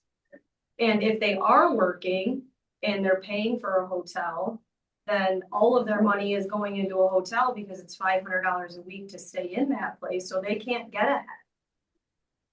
There's no happy medium for them to. Need to cut this great conversation off, but we're out of time. It's been a wonderful. Thank you. So thank you for all your questions. I just wanted, I'd like to hear the answer. Would you be in favor of a warming center? Privately run by churches or organizations? In the right situation. Does it meet the health codes? Does it mean the zoning codes? There's a proper amount of bathrooms available for them? And does that include that? Have you gone to Orleans County and seen theirs? Because theirs No, I live in great. Genesee County. I've never So been. we want to mimic what Orleans County has here in Genesee County, which has worked beautifully. I'm sorry, really to interrupt, but we've gone on this time now. Thank you so much. Our next speaker is Bob who's running for county legislature. Either sit or stand, whatever you prefer. Good afternoon, everyone. Nice seeing a few people here. Spoke here quite a few times. I just want to put up, here's my position, some of these issues. I had a personal experience in my family with handicap. My dad totally lost his vision when he was 55 years old due to an incompetent surgeon. Changed his whole life overnight. Of course, it was tough. And he was a very active guy. But he didn't ask anybody for any favors. He did the best he could. He lived to be 85, 86 years old. Never would let my mother use a handicap spot. He says, there's people there need this. I can walk. You know, and I used to see it all the time. He'd be walking some distance, my mom and the guy, he had his cane and everything. And then I'd see somebody that had no business parking in a handicap spot. Well, there's a good spot to park. So, you know, I kind of had a tough time with some of that. There seems to be a trend now that if you're going to a store and they just park right in front of the doorway and leave your four-way flashers in. Block the ramp. Nobody, a lot of people may not be in a wheelchair, but they need ramps. They can't step up on the curb or senior citizens. No consideration, just no consideration. I don't know when this came about, but it seems to be common. And I've stopped and said to people, "Is your car broke down? You need some help? I can haul you a truck if you want." And they, "Oh, well, I'll just be here." Well, there's a lot of opportunities out there for volunteer groups. And, you know, I just made the comments the other room. I says, the good Lord lets us get up every morning, but it's our job to figure out why. And, you know, if everyone just does one good thing for something, just pitch in and help someone. The economics, let's keep people in their own homes. Institutions and senior centers, a lot of the stuff, they all cost quite a bit of money. Whereas a lot of people can stay in their own home and someone will just help out. Maybe mow the lawn once in a while. Shovel their sidewalk. You know, I grew up and I shoveled the neighbor's sidewalk. So it was just, my dad didn't have to tell me, he just go out there and shovel the sidewalk. Today, people don't even, in the city of Batavia, We have probably 60% of our sidewalks now are totally handicapped accessible. People don't shovel their sidewalks. It's just, well, it's not my sidewalk, what the city do. Well, the city can't do them all the time. And it's the property owner's responsibility to shovel the sidewalk. Another one of my pet peeves, and I think everybody here now, people park their cars over the sidewalk. They leave them parked over the sidewalk all night. I have a lady that has a motorized chair. She rides it every day, twice a day, takes her little puppy for a ride. And she has to go out around it. This guy, one of my neighbors, he's been doing this for 15 years now. Parks over the sidewalk on weekends, blocks the sidewalk, poor lady has to go off the street, go around the car, come back up the driveway. You know, we need to start getting a grip on things and start doing what's important. You know, I would tell you, speak up, contact your elected official when you see a problem like this. Pitch in, help out. You know, some people, I've been in other states where people are a little more compassionate. You know, people are tolerant. Someone walks into a restaurant and they have a companion animal or a service dog. No, the person needs it. They need help. They don't need sarcastic comments like I would need here if I would let dogs. And I've seen that personally. I think we've all seen this sort of thing. So my personal experience, I'm a disabled American veteran. Luckily, it's just a minor thing.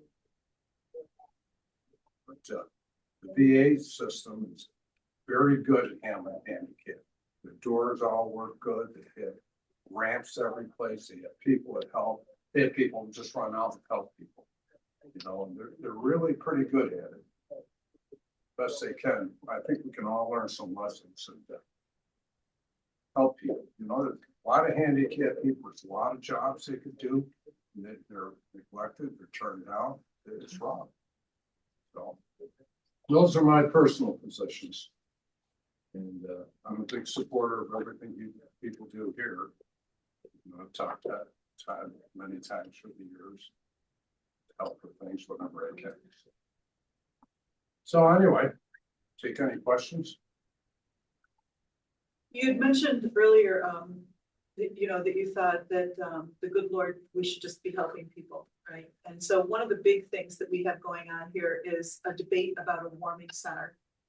And so I'm wondering, you know, the Cold Night Cafe is a group of people concerned about individuals that are experiencing homelessness during 32 degrees or below when it's very cold out.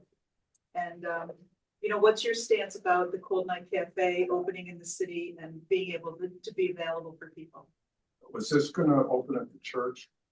That's one of the possible locations, yes. Well, I commend any church, religious group, or any volunteer organization that does anything. I mean, if you do it on your own, that's the best way to do it.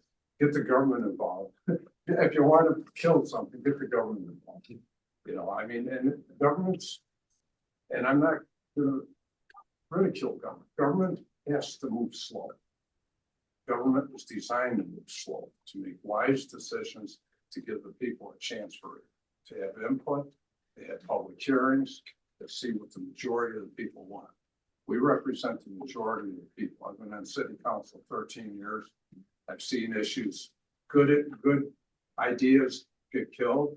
I've seen other issues get passed. You know, it's but if the church wants to do it, good for them. Thank you. So you're not opposed to it at all? Why would I be opposed? I mean, well, you know, some of the city council members talked to the church and told them that zoning laws would not allow them to do that, and that they would be. I can't speak for other city council members. I didn't know of any such meetings. I wasn't invited to them. We have the zoning laws. They're very specific. They're for a reason. We have planning. So if it meets all the criteria, it shouldn't have been a problem. I do know I have talked to social services. They say that anyone that's homeless that goes down there says, I need a place to stay, they will put them up, they will get a room. And I do know we have a problem here. Like Orleans County sends their people down to Batavia. They don't have rooms. They only have the one motel. So they'll send them down with a voucher for 2.5 weeks. And that's why we see a lot of people north of the thruway walking towards the stores and over the bridge and all that. So I guess they're gonna build another hotel or something up there.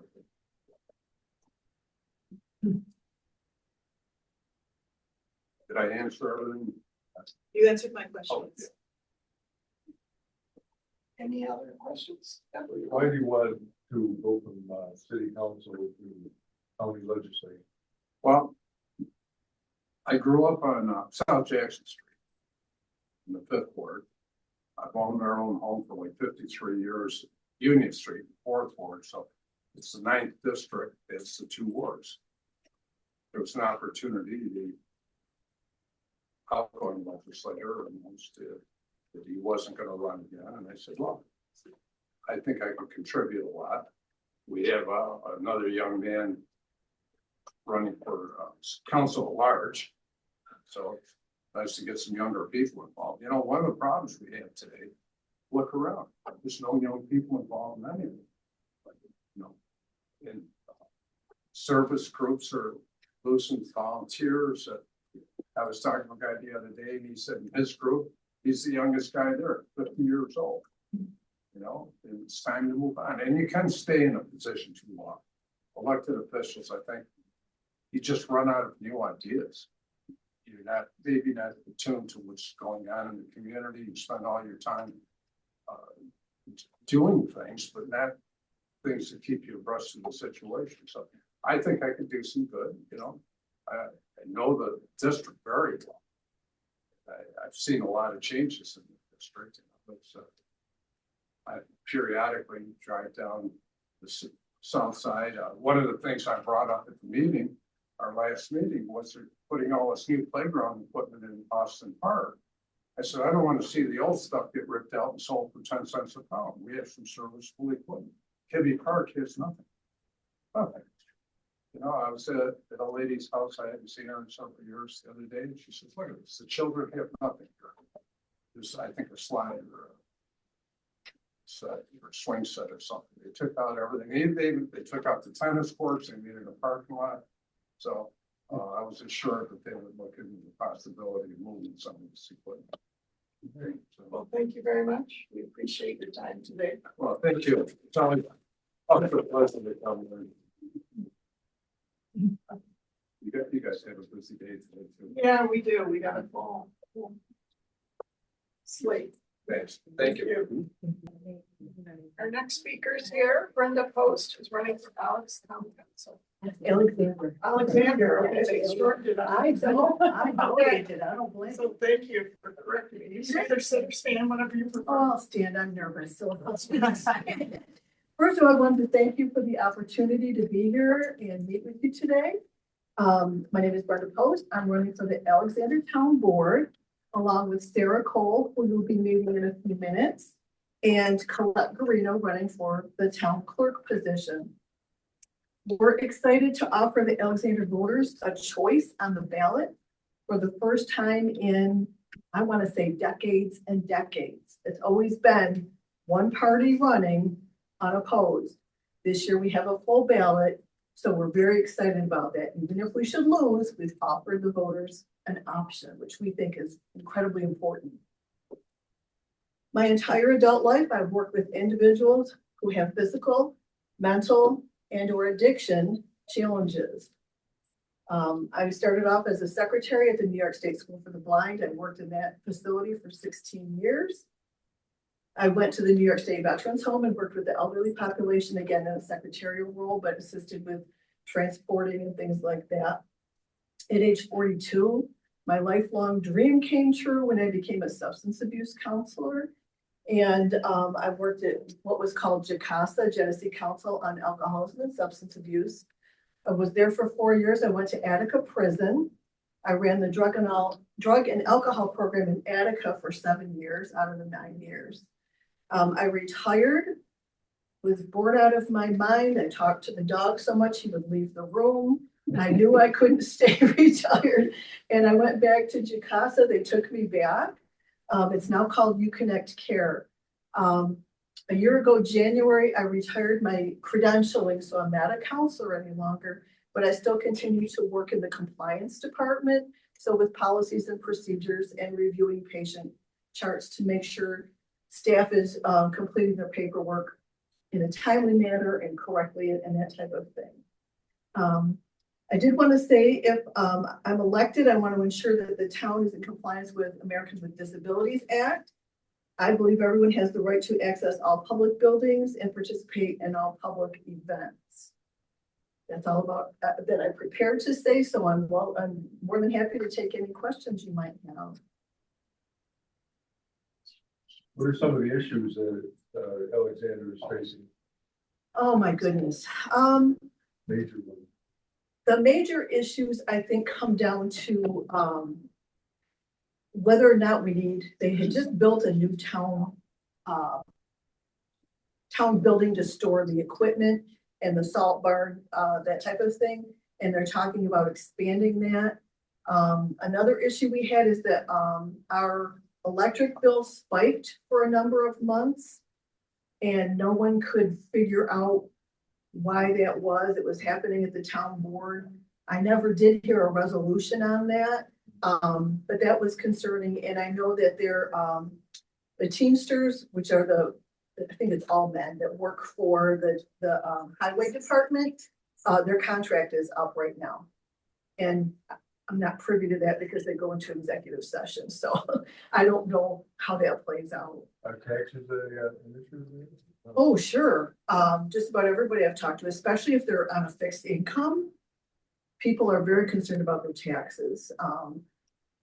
I think there's some places where they're higher, but again, we want to hold the line and give people the most bang for their buck, what they're paying for. But yeah, I think that's kind of universal that everybody's concerned about their taxes. Yeah. The first thing you said was that for the first time in decades, you're the choice. Correct. So it's been Republican dominated. Absolutely. So do you feel there's community wants to change when you're talking to people? I believe that there are enough people that want change or would like to see an option.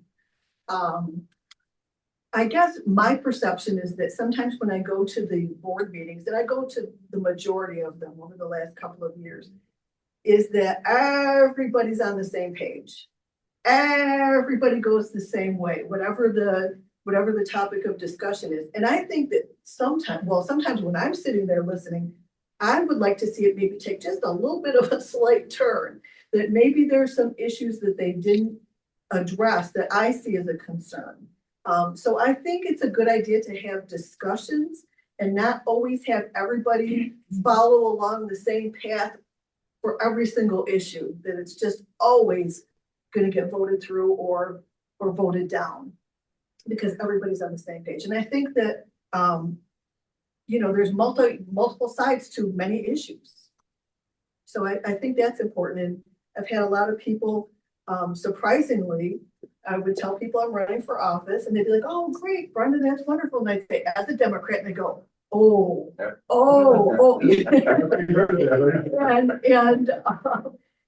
it's like, well, I'm not going to hide it. I'm not keeping it a secret. But what they have said to me is, well, I vote for the person, not the party. I hope that's true. And so a lot of people have reached out to me and asked for some of my signs that are Republican, which was a nice compliment. And I was very happy that they did that. Yes, sir. Brian, I'm gonna ask you a question. Because Alexander, it's one of the more rural areas, Yes. a smaller town. Yes. If I'm driving through, what do you want me to think of your town as I leave it? Like, what's your biggest takeaway? As I'm driving through Alexander, what impression do you want to leave on me? I hope you don't focus on the smell of manure. That's what I drove. to get here. They're out there spraying. I want you to think it's a nice rural community. We value our farmers. We're a huge farming community. You know, we need them. We rely on them, and they're also big employers. I want you to think that we're just nice people that care about our fellow citizens in the community. That we try to keep things neat and clean, and but you know, I'm sure there's always issues that we're not meeting. You know, again, we were just talking as we were prepping.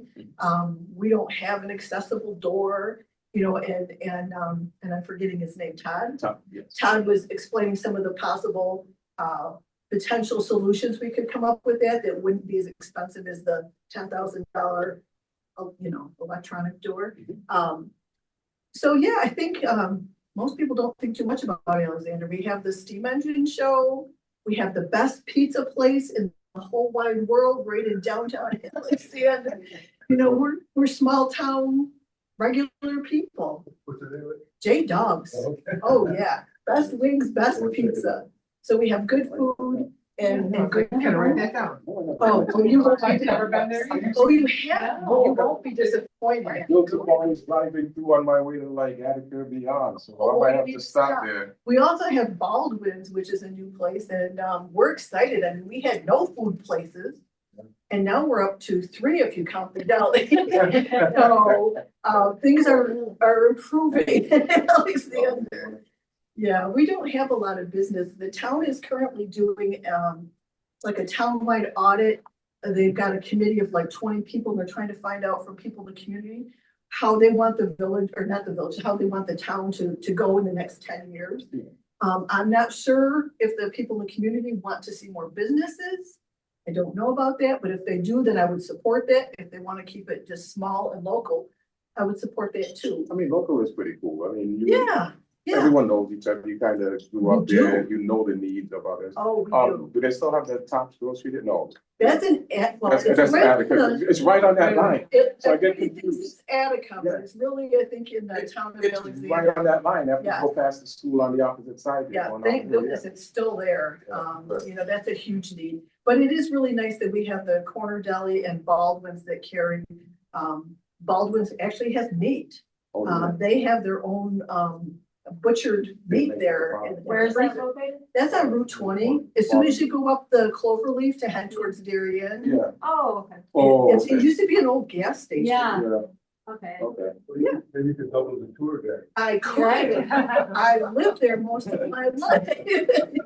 My grandfather lived there. My grandfather was the town judge after he retired from Attica prison. Yeah. Lifelong Alexander. Pretty much. Lived in Attica for 11 years, but so don't hold that against me. Okay.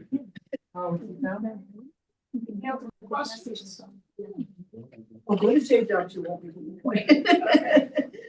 Thank you so much. Thank you very much. I appreciate your time. Thank you. A lot of towns struggle with it. We have our next speaker Yes. And here. that's what it is. Sarah Cole is also running for Alexander. So yeah, Alexander's an actual. Let's take a little bit about yourself and then So we'll. I'm very conscious of what it looks like and how it's received by the residents there. Thank you so much for having me here. It feels great to be included. I know Brenda, you got to hear from her as well, also running for town council in Alexander.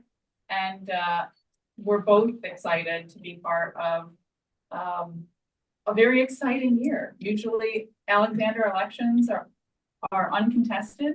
And this year we have 2 candidates on every open position, which I think further communicates our commitment to having choices in Alexander and really seeing what the people want. Me personally, I grew up in Darien, so right next door to Alexander. I went away for a few years to Rochester and worked there after graduating from RIT. I have purposefully pursued a remote career so that I could move back to Alexander because I care about the community, the people there, and you know, my own family that's there. So I am truly proud of the whole region, not just Alexander. I work professionally in a web development marketing type role for a large financial institution. And actually, funny enough, some of my responsibilities are to make sure the website is ADA compliant. So it was additionally exciting to get an invite today. I know that folks probably have a number of questions, but I wanted to start out just talking a little about why I wanted to run for office. So I've gone to a lot of our town board meetings over the years, and funny enough, one of the first issues that came up that motivated me to get involved in local government was the proposed closure of our transfer station. And it wouldn't sound like a big issue to most people, but having a transfer station for residents is a critical piece of infrastructure. And not only that, it really was like a community center for us. So I was inspired by other people in the community rallying around keeping the transfer station. And initially that was, you know, what got me going to meetings and seeing how things were run and, you know, who was doing what. Over time, I've gotten to know people a little better and how things get done. And I feel that there are opportunities for new skill sets to bring new things to Alexander. Myself being kind of a different generation with different skill sets than most, I feel I have some very critical skills that I can lend, you know, my neighbors and family and friends in Alexander by running. So, you know, to me, it's about giving to the community. Grew up in 4-H and Girl Scouts, and it's all about dedicating your hands, head, heart, and health. And I feel that to this day as a, you know, adult working in the world and living in my community. So, yeah. Would love to take questions from the group. Your family. Yes, my parents still live in the area. A few of my siblings live on the East Coast, one in New York State, and a couple out of state. So We asked Brenda like some of the things that are going on in Alexander, some of the issues that are expressed and some of the things that are going on there. yeah, I think one of the kind of most contentious issues right now is surrounding our water districts. One of the ideas that has been discussed is, you know, we can only do so much going forward, but larger decisions like water districts should probably be put up to the voters to decide. I know that's how Darien did things years ago when I was growing up. And I think that's a very fair way to handle those large decisions. We've had smaller issues come up, like, you know, increases in power bills, concerns about solar panels. I'm actually on the zoning board, so I voted on some of the windmill projects and things like that. But I think one of the more exciting projects that's currently happening is our comprehensive plan review. So our current comprehensive plan is legally old enough to drink. It's over 21 years old. And so we're refreshing that with a whole host of different stakeholders from the community. I am representing the zoning board on that. And we've had a lot of really exciting conversations about the future of Alexander and how we can tap into the plans for the county at large and, you know, how we contribute to the betterment of the whole region. So that's one of the more positive things that we've been discussing. Yeah, of course.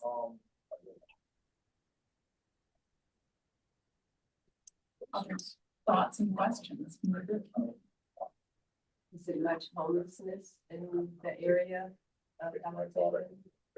Alexander being fairly rural, I wouldn't say that there is a lot of homelessness, but we do have maybe uniquely farm workers type situations that are a traditional housing. Yeah. Any other questions from the group that I can address or answer? Yeah, of course. Yes. I asked this question earlier. There's Steve Hawley's been pushing back against solar farms on farmland. And what is your take on that? Do farmers have the right to use their land to have that? Often they use unproductive land to put the solar panels on, and it gives them steady income.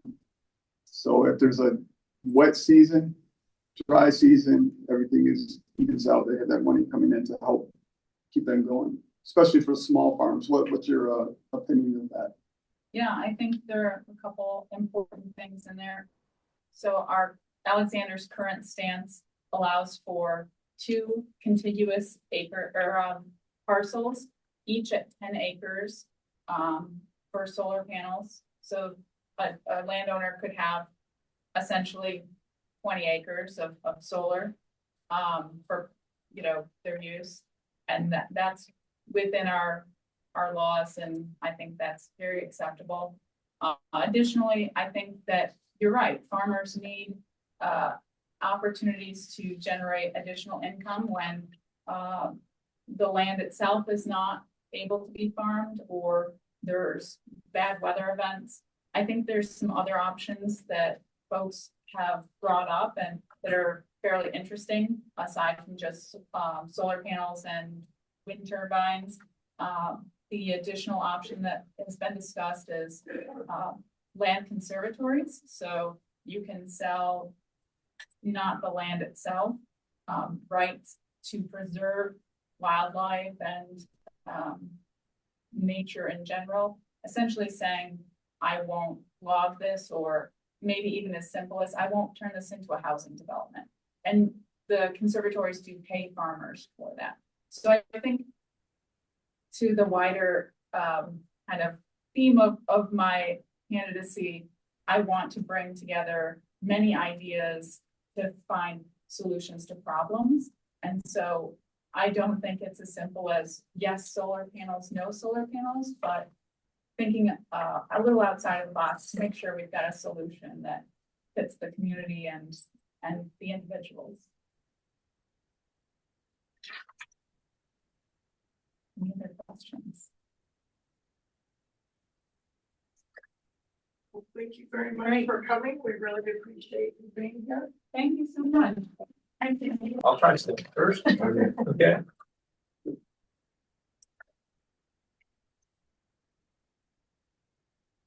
So you can introduce yourself. Oh, okay, I'm sorry, this is my first time here, so I didn't know how it all works.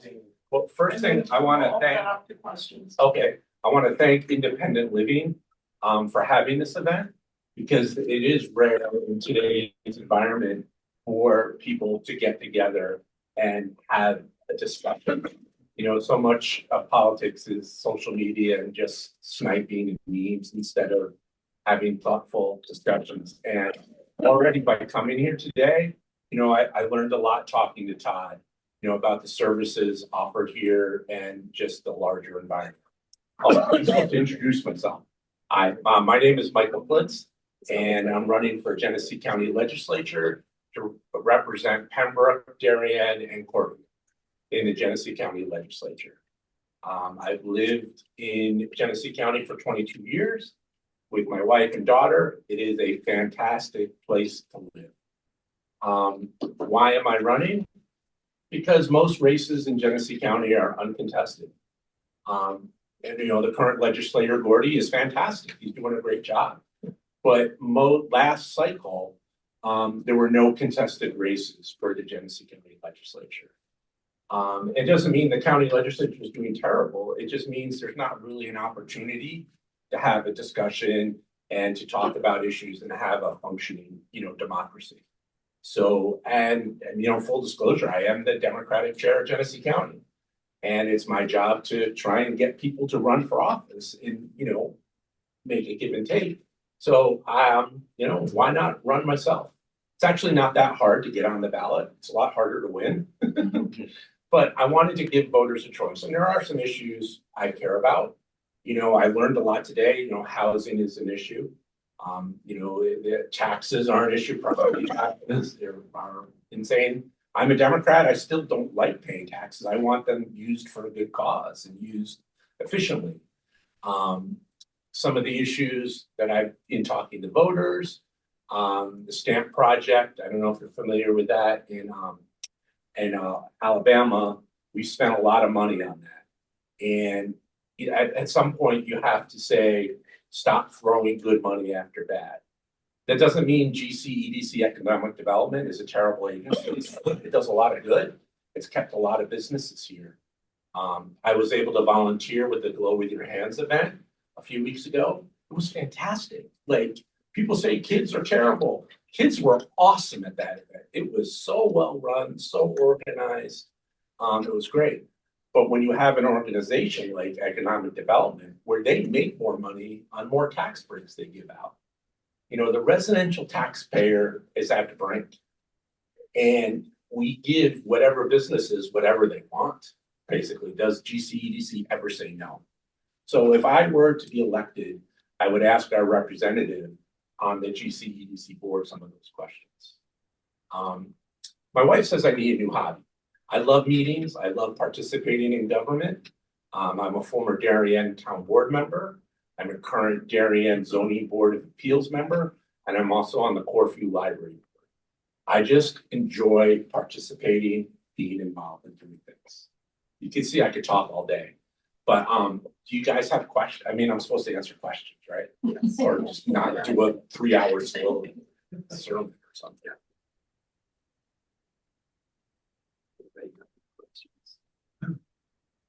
Water is always a big topic for the county. And how do you see things? Oh, I got a lot of opinions on water. I am lucky enough to have city water. In my district in Darien was put in probably 25 years ago. Did you know residents of Pembroke, Darien, and Corfu pay more per gallon than anyone else in Genesee County? The water rates have not been equalized. So people in Pembroke and Darien and Corfu pay more per gallon because Monroe County Water buys the water from Erie County and then sells it. There's no reason why we pay more per gallon. Genesee County made a lot of, if you go to the library and look at all of the water plans since 1980, there were promises to Darien and Pembroke to make a system that would connect the whole county. It's never been done because the need in the central part, since the county made a deal with the city of Batavia to take over their water and to supply farms, they need water from Monroe County. So they're trying to build out the infrastructure. And it costs a lot of money to do that. I have a lot of opinions on one or two more things. One thing, luckily we have a governor that tries to help us as much as she can.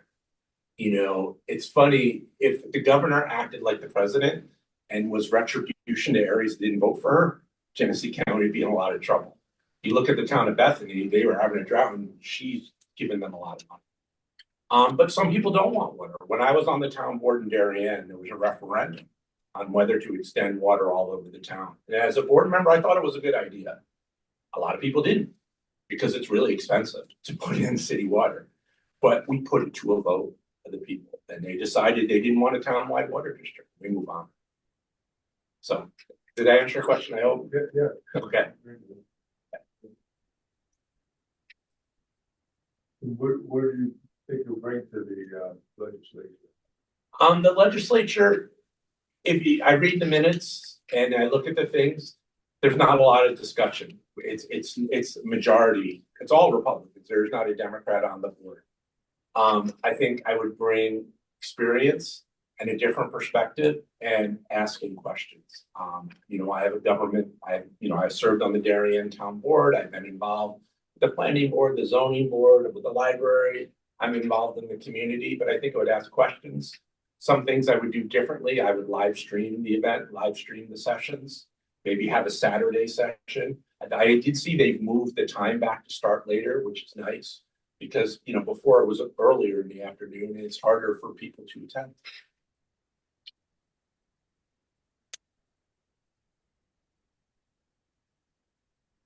There's been a lot of questions today about affordable housing.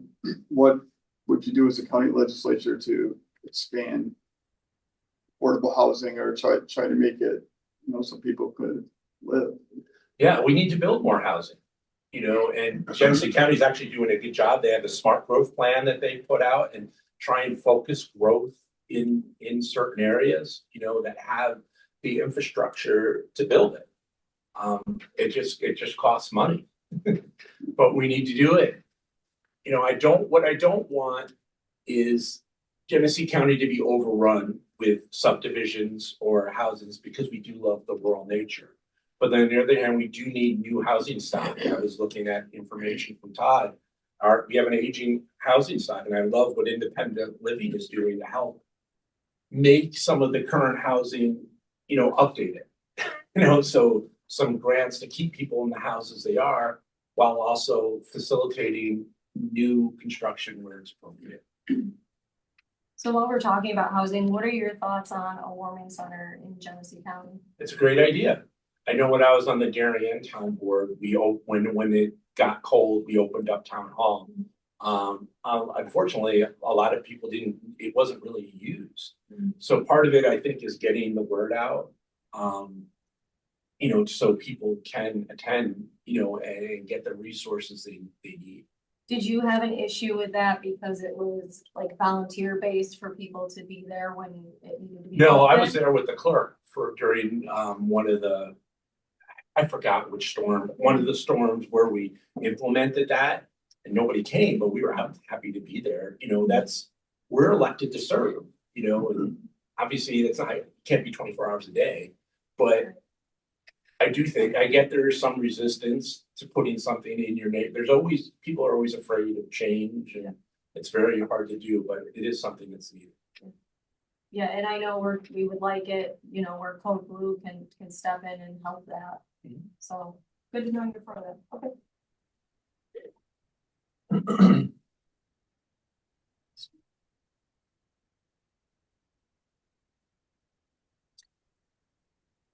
Okay.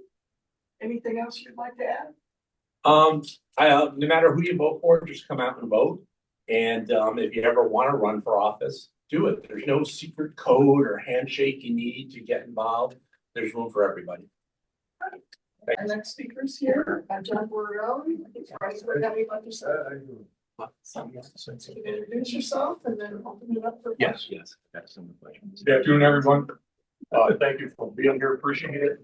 Appreciate Independent Living for hosting this event. I think it's unbelievable, because we don't have many chances to get out there other than knocking door to door, but to get out in this type of forum.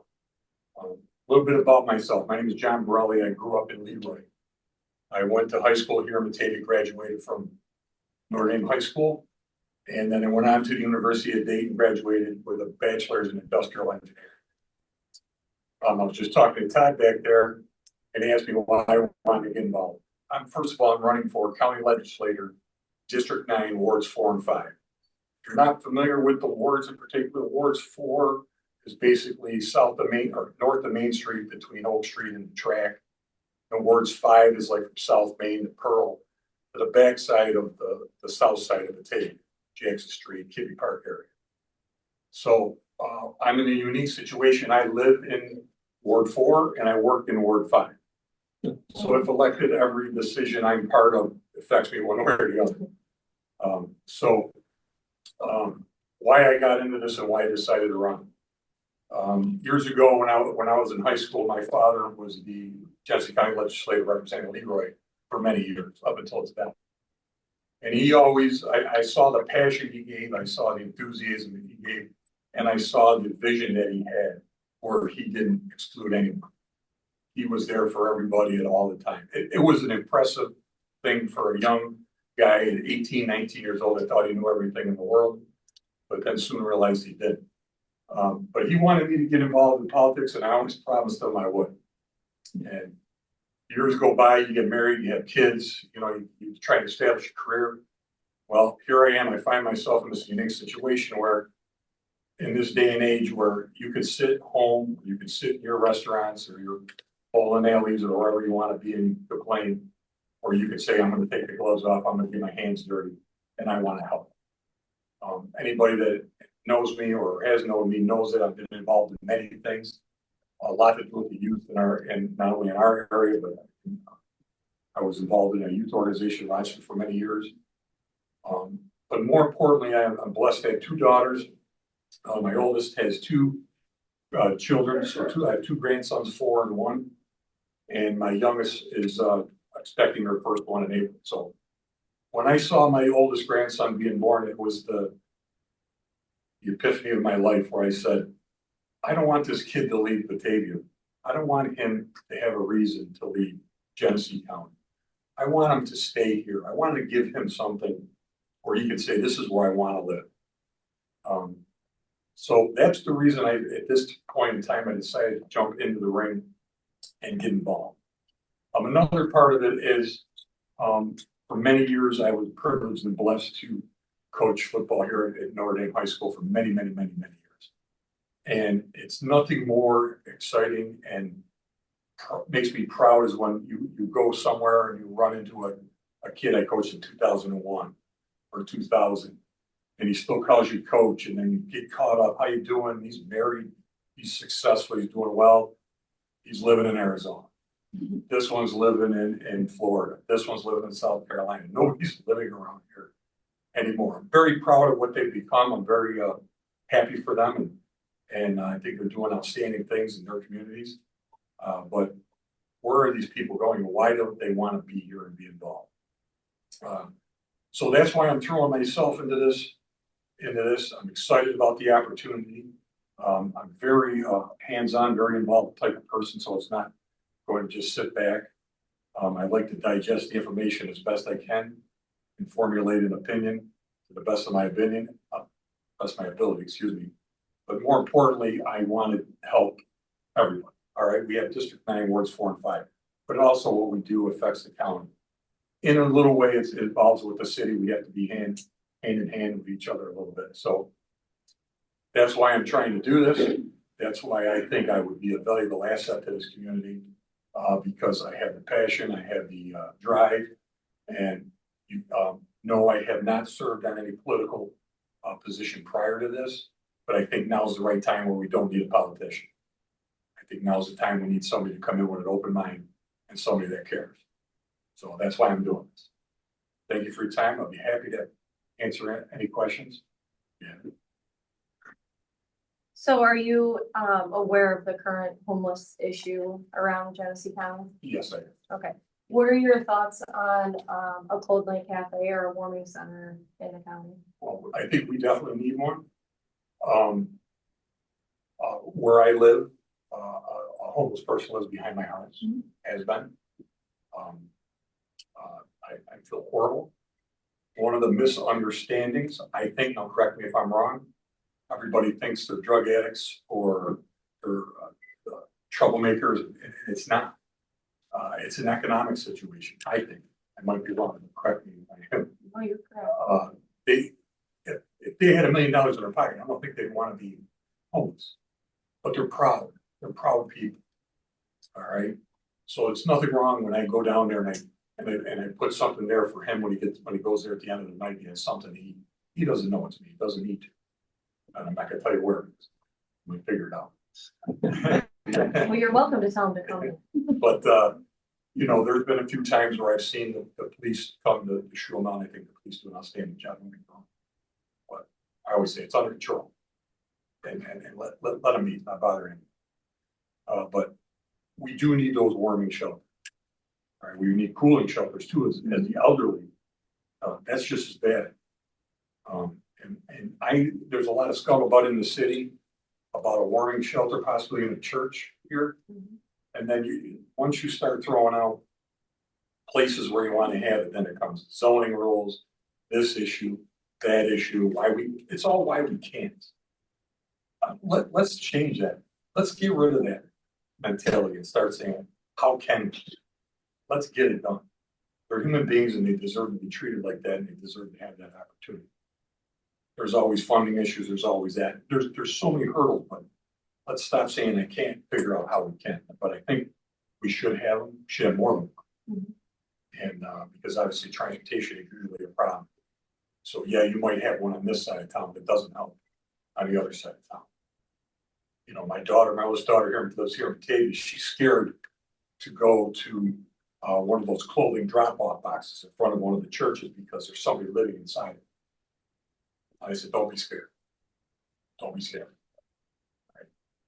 So, again, to your answer, to your question, yes. And what about low income housing? So like more of it, like where are your thoughts on it? That's a great, we need a lot more low income housing. And I'm not talking, look what they're charging for apartments in the Vegas. It's atrocious. Yeah. If somebody has a $2,400 a month apartment, which they just listed on Main Street, I don't know why you're living in an apartment, but that's their choice and that's fine. But we need more lower income housing. We need to be able to give these people there. Look at these young married couples. They can't afford a house. They can't afford a house. How can they afford a house? They're going to have to move into an apartment they can afford at the same time, saving up their money to buy a home someday, to start their dreams like we all did. So yes to that question. We definitely need more housing available, and not slum apartments. Right.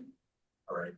Again, they're human and deserve to be treated like human, and they work hard, just as hard as any of us. Anything else? Yes, sir. One candidate said earlier, he was concerned about the volunteer organizations and the vetting and the training of the people involved. What's your opinion on that? That's a good question. I could volunteer at a hospital, right? I can't do brain surgery. Right? Even if I tried to, I wouldn't want, right? But like these warming shelters and stuff, they were going to have trained staff. So there comes a time when a volunteer who is the backbone of society needs to get people around, needs to get the help. The person needs to get the help that they need at the time from trained people. And I think there's enough resources out there to do that and to get them. But I wouldn't, if anybody wanted to volunteer in a place I ran, I would welcome that with open arms. Well, we would hope that these would be paid volunteers. So there is current staff, in Orleans County, there's a warming center out there and they are all paid. So that's what we would like to, same thing here. In the past, the warming centers fell apart when it was only volunteers because the volunteers were not confident enough in what they would face. So now the way it's being run through Oak Orchard and what's proposed here in Genesee County is also through Oak Orchard, and it is trained, paid, very well paid staff. Well, that's even better. But they would be trained, they're not just paid. Right. So once they're trained, I think they deserve that resource to have a trained staff. Like I said, I can volunteer. I would willingly want to be trained, not just walk in. I mean, I can trash as good as anybody, but it'd be one-on-one with somebody. I think I would need some training myself. But yes, no. It's an issue. It's a big issue in this community and everywhere. What about taxes? How are you? No tax. We're all going.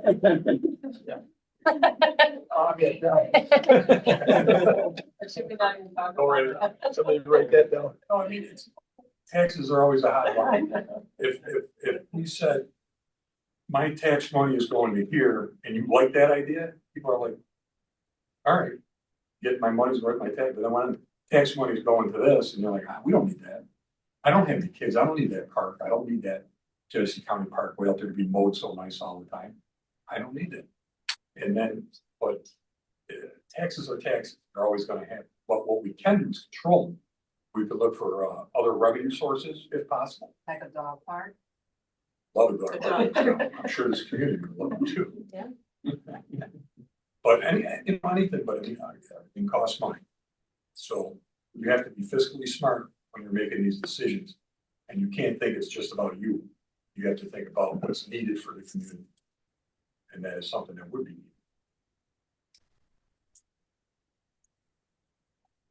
Other questions? I'd like to thank you for coming today. I'd like to welcome Maureen Mancuso. You can sit, stand, whatever you're most comfortable with. Introduce yourself. Yeah, I came early, so they bumped, like 2 people. Yes. So I guess. Yes. A little bit early. So, and then you can take one. All right. Is everybody okay? Need to stretch anything? Yeah, exercise. Let's take you through some stretching. Well, thank you so much for having me. Appreciate it so much. I'm especially thankful to Kathy DeMar for helping us get these other 5 of us in. It's great that so many people are interested in being in front of you and wanting to share who they are with you, and then hearing from you what's important to you. And that's really kind of where I want to focus when we get to that part of our conversation together. So I'm running for county legislator, Genesee County legislator, in the District 5 area, which is the town and village of Leroy. And I have Lynn Beluccio sitting on my shoulder telling me the proper pronunciation of Leroy is Leroy. My daughter was in cheerleading years ago. I coached the youth, and it was always Leroy because you want to be that strong voice for the Knights, right? But so I might be correcting that here and there as we have this conversation today. I've never been in public office before. This is my first time running. And I'll get through my bio in just a bit in terms of what I've been doing my whole life, but I've been in the private sector most of my life. And believe me, being in the private sector has its own politics associated with it. So even though it's not a public, we do have politics involved in our companies as well. Just to start there briefly, I spent the early part of my career, really about 3/4 of my career with Eastman Kodak Company. So hopefully you've heard of Eastman Kodak Company. At the time when I began working right out of college, it's one of the premier places to work. So many opportunities, tens of thousands of Rochesterians worked for Eastman Kodak Company. As you can imagine, there's so many opportunities in a company like that. I began my career as a systems analyst. And from that, moved into procurement, which was my customer, the systems development side. And from that, I went into business development, finance, and finished my career with Kodak in research and development. I was the operations manager for our facility over on Lake Avenue. And some of my work as operations manager was relocating people from facilities that we were vacating. So a lot of needs for our disabled people with disabilities in our work environment, and we had many. We needed to make sure that the places they were going to accommodated them in the best way possible. So some of that required building out ramps and things to make sure that we were meeting the needs of that community when I was in that position. And from Kodak, I went to medical device manufacturing. And the medical device manufacturer I went to was Orthoclinical Diagnostics, which had previously been a Kodak company. The medical analytical part of Kodak spun off years before that, and they became Orthoclinical Diagnostics. Still had a footprint at Kodak Park, still do today, but we made, and they still make analytical slides and the analyzers that give you the results of the tests that you provide with your blood, urine, any kind of fluid. So the operation I ran there was a 24/7 operation. I had 3 of the sites within the manufacturing group that I led over the course of my 6 years there with them. And then from there, I went to Johnson & Johnson, Cornelia, Georgia, making sutures. So again, a 24/7 operation, absorbable sutures that was my plant there. And again, just a very dynamic environment. As you can imagine, J&J is a sought after company. Their credo is to really meet the needs of their employees first and foremost. And you see a lot of that in how they did accommodate and make sure that they were forward thinking in terms of making sure that the needs of all employees were met there. So that's the end of my work career. Maybe at the end, I'll ask you how old you think I am. Maybe not. So 4 years ago, I left J&J and came home. My grandson was born. Miracle Mad would call him because we didn't actually think he was going to be possible, but he was. So any of you with grandchildren really know how good that is. So I'm retired, and I been using my time, taking care of my grandson. Don't ever schedule anything on my grandson day.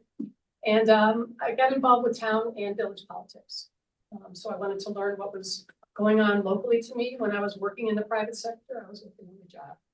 Really, I knew things were being taken care of. I really didn't get too involved in what was happening in the town and village, but this gave me the opportunity to do that. I had the time and the energy to do that, so I did.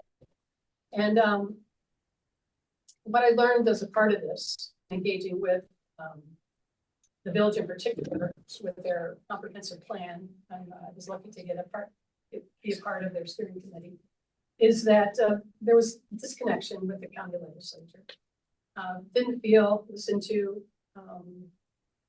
and the Republican committee felt it was time for a change in the seat for that particular role. So I threw my hat in the ring for that, and so here I am today in the final lap. I got through the primary in June, and this is the final lap to the general election. So I'm very happy to be here and speaking with all of you about what comes next. But first, beginning this whole process was the petitioning and signing. You have to get 100 signatures on a petition to get on the ballot for the primary. Don't like going door to door. Did it with Girl Scout cookies and chocolate bars when my kids were young, but didn't like doing it. But what I learned by initiating that process in getting into be a candidate in the primary is the value of talking one-on-one with people directly. So I was going door to door meeting them, and that's carried on through my whole campaign. Through the primary, I go door to door. With people working at home, it's kind of, you got to be a little bit intuitive about what you're seeing in terms of is the dog in the window, or because you don't want to wake up people if they're home for the day. But you learn a lot going through that. And what I did learn from people, in particular, about issues regarding warming centers, as an example, for care for homeless. They didn't feel that they were getting any traction with the county government in terms of hearing their case for bringing on more warming centers in the community.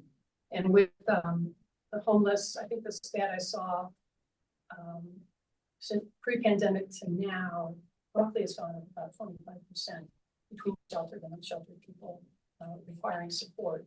So I think that's an area that we have an opportunity. And I also think that getting out what services are offered is truly critical. When I said that we didn't hear from our legislator, we heard nothing from our legislator, which they didn't hear anything from us.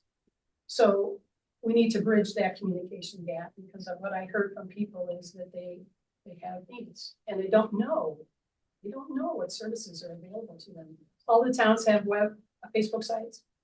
I go on our ILGR then and now. I have a need for my mother to get to an appointment. Who can I call? What can I do? I have a child with a disability that needs some support. Who can I contact? What can I do? So there needs to be a better way to communicate the right things to meet those needs.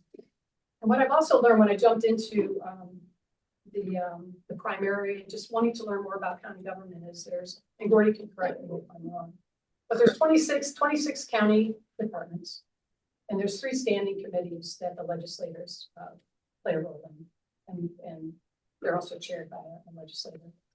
Those 3 being Human Services, Public Services, and Ways and Means. And the Human Services one is one that I see a direct connection with what you do here.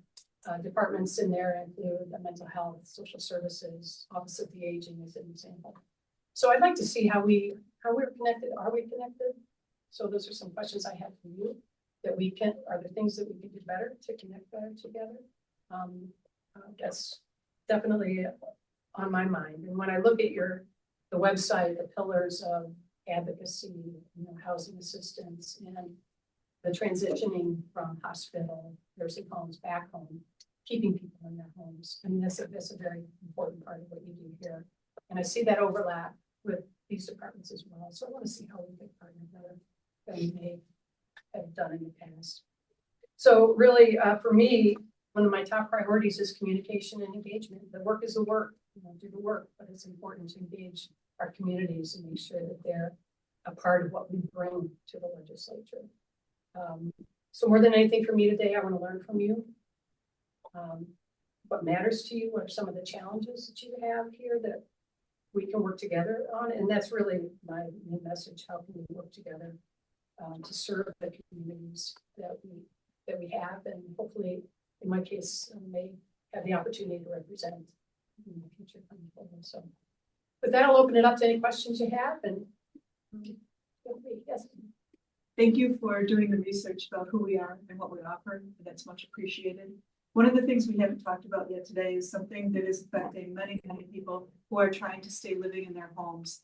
It's a statewide program called Consumer Directed Personal Care Assistant. In the past, independent living was a fiduciary intermediary. And so we were paying aides that would go into people's homes, can be your relative or your friend. And recently, the government, New York State government, changed the entire contract situation and hired a company out of Georgia called PPL to take this over. So the fiduciary intermediaries went away, including our hand in that. And it has been a living nightmare for the people who are trying to stay in their homes and have aides.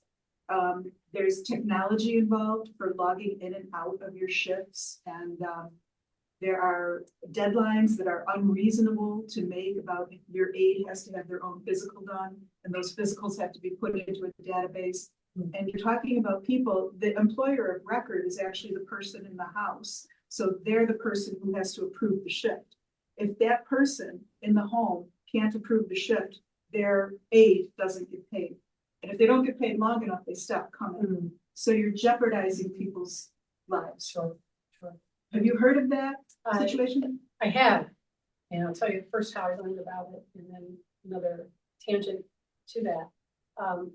To prepare, I listened to YouTube's, and that was actually one of the questions on one of the other candidates for the year, so I don't think to Steve Holly actually.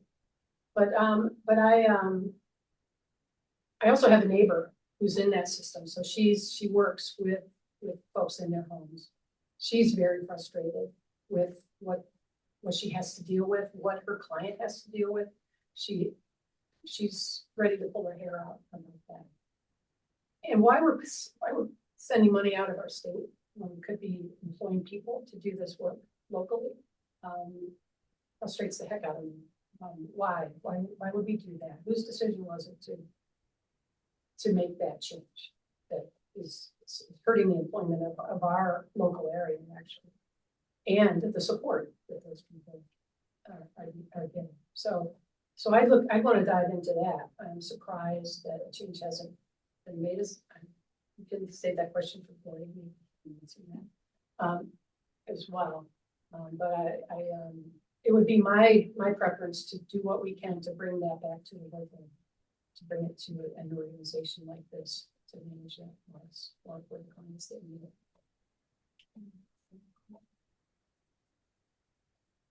You touched a little bit on housing, and one of our big things here is we're trying to get a warming center in Genesee County. Yeah. What are your thoughts on that? I think it's a great idea. Actually, Julie Arson, yeah, she and I had a really good conversation about that when they interviewed me for their endorsement. So I definitely think that's something that we should bring forward. It makes total sense to do that. Why would you keep people safe and warm in an environment where they can't survive outside? And there's no room in a shelter to take them in, but yeah, I totally.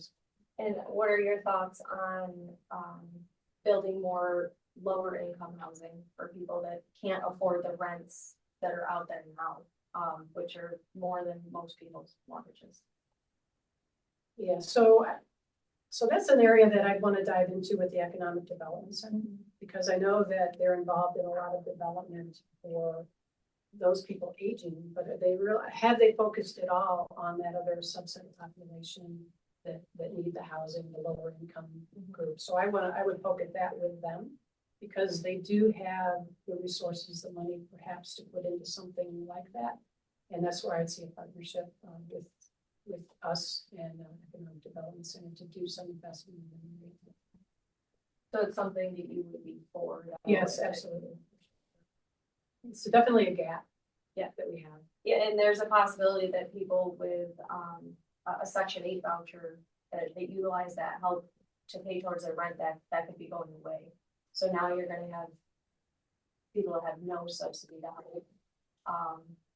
They may have a limited reason why they can't work, so they need to have something that they can afford to live in. Yeah, so there's a lot of facets to that, right? So what makes a person homeless? Is it a job loss? Is it mental health? Is it? So we need to really, it's a pretty complex thing, but something that I think we need to look on as a community. Absolutely. Thank you. Yes. What are your thoughts on the stamp project in Alabama? Should the county still be investing in that project? So, actually, my husband and I went on a field trip out there this summer, dragged them along. We drove out to, Alabama, had lunch in Oakville, great place. I don't remember the name, but what I noticed about the stamp site is that it's vacant for the most part. Edwards Manufacturing is going to be starting operations very soon. The client they serve, semiconductor industry, that was to be a growing area. So I think that's a done deal. Data center is a little bit on the fence for me. I think with all the solar development going on, to channel power into that area in particular for the needs of an entity like that is very concerning. And the population around there. So Chad's the legislator out there. I don't want to speak for Chad too much or poke at Chad. He knows the dynamics in that area better than I. But I do see that there are some challenges to that, especially being so close to the reservation and what they honor in their space as well, and what the impacts of this development will have on them. So I very much can their position resonates with me. So I think, there is an opportunity there, but maybe the types of opportunities need to be looked at a little differently. Thanks. Yeah. I was just going to ask, should low income housing be concentrated or spread through the community?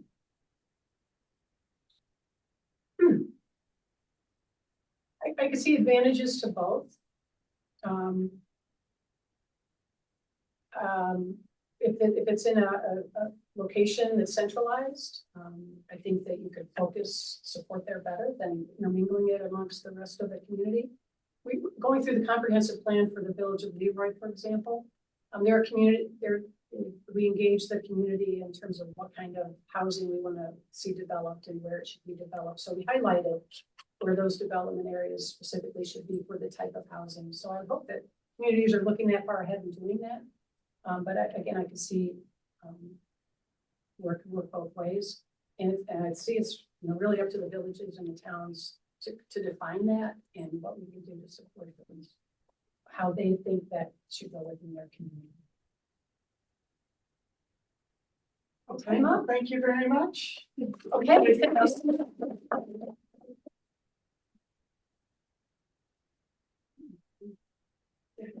Sit or stand. Our next speakers here, Shannon Bartholomew, running for Alexander Town Clerk. So just give a little introduction about yourself and then we can open up for questions. All right, perfect. Thank you for having me today. I would like to take this opportunity to introduce myself as the town clerk of Alexander. My name is Shannon Bartholomew. Along with my husband and our 2 children, we are proud residents for Alexander for the past 5 years. You will often find us at the fields or the auditorium as our children are fully immersed into school life through various sports and clubs. We were drawn to the town primarily because of the strong sense of community that Alexander exemplifies. In February 2025, I was appointed by the town board to be the town clerk for Alexander with the intent to run for the election in November. It would be an honor to continue to serve as the Alexander town clerk. I am dedicated to making the office a model of transparency and accessibility. Some key points that I would like to focus on are modernizing and organizing our records, setting standard operating procedures, and getting back to our residents in a timely manner. It is important to make the town hall an open and welcoming environment by greeting our residents and answering the phone with a smile, and patiently guiding them through licensing, permits, and other document requests. The town clerk responsibilities heavily rely on effective communication and ensuring that agendas, notices, and minutes and other critical information is posted promptly and clearly so that all residents know when and where decisions are being made. Since my appointment by the town board, I have had the privilege of taking on several critical functions for the town, including registrar of vital statistics, designated as the local issuing agent for the DEC, and the elections custodian. Upon taking office, my first goal was to ensure that the clerk's office was running to the highest level of transparency. Therefore, I immediately adopted new cash management policies and procedures to create checks and balances. I am focusing on advancing my knowledge of the physician's legal and administrative duties and was recently awarded a scholarship to attend the New York State Town Clerks Association Annual Training Conference. During the 3-day event, I took many classes and completed the new clerk track. After becoming a member of the Genesee County Clerks Association, I took on a leadership role as secretary to get further involved in the community. I have taken other web-based training courses such as cybersecurity, records management, record storage, filing local laws, and minute taking. I am learning a lot through the job training with our new water district project and establishing new local laws. I'm currently working on a new town website, a Facebook page, and becoming a notary. For me, the role of town clerk is not just a stepping stone. If elected, you're not just adding a name on a ballot, you are gaining a long-term partner, someone who is committed not just to the next 4 years, but to the long-term success and future of Alexander. This is where I would like to plant roots and build an office that you can count on year after year. With a fresh perspective, I am confident that my strong organizational skills, honesty, effective time management, and proven ability to multitask make me an effective and reliable town clerk. I am asking that when you come out on November 4th to vote for me, Shannon Bartholomew, as your town clerk of Alexander. If there's any questions? We can't give you the same question. I don't even know if anybody here can vote for you. Right? You can only vote if you're a resident of Alexander. Right. Yeah. Right.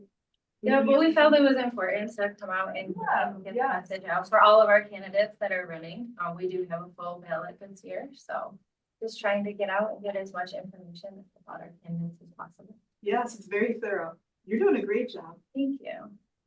I really enjoy the position. I worked at home. I was working from home for about 6 years previous to that. And we moved into Alexander, and this has been an incredible way to get to know my community and all the people that are surrounding. Really You have to have so many different skill levels too. They've thrown in your social media too. It's definitely, there are definitely a lot of hats for town clerk that I wasn't aware of, when I thought it would just be a nice little, easy job, and not easy, but I mean, there are a lot of, there's a lot to it, more than what I thought, but I'm really enjoying the learning process. And, like I had mentioned, I went to the conference this year and was able to speak with 900 other town clerks, and get to network with them and pick up little things about the job. And so I'd really like to stay. I'd vote for you if I was there. Well, I appreciate that. All right. Any questions? Thank you so much. Yeah, for coming. no, thank you.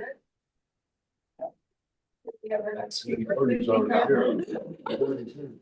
You can sit, stand, whatever you prefer. Give a little introduction about yourself, and then you can open it up with questions. Who's running for county legislature?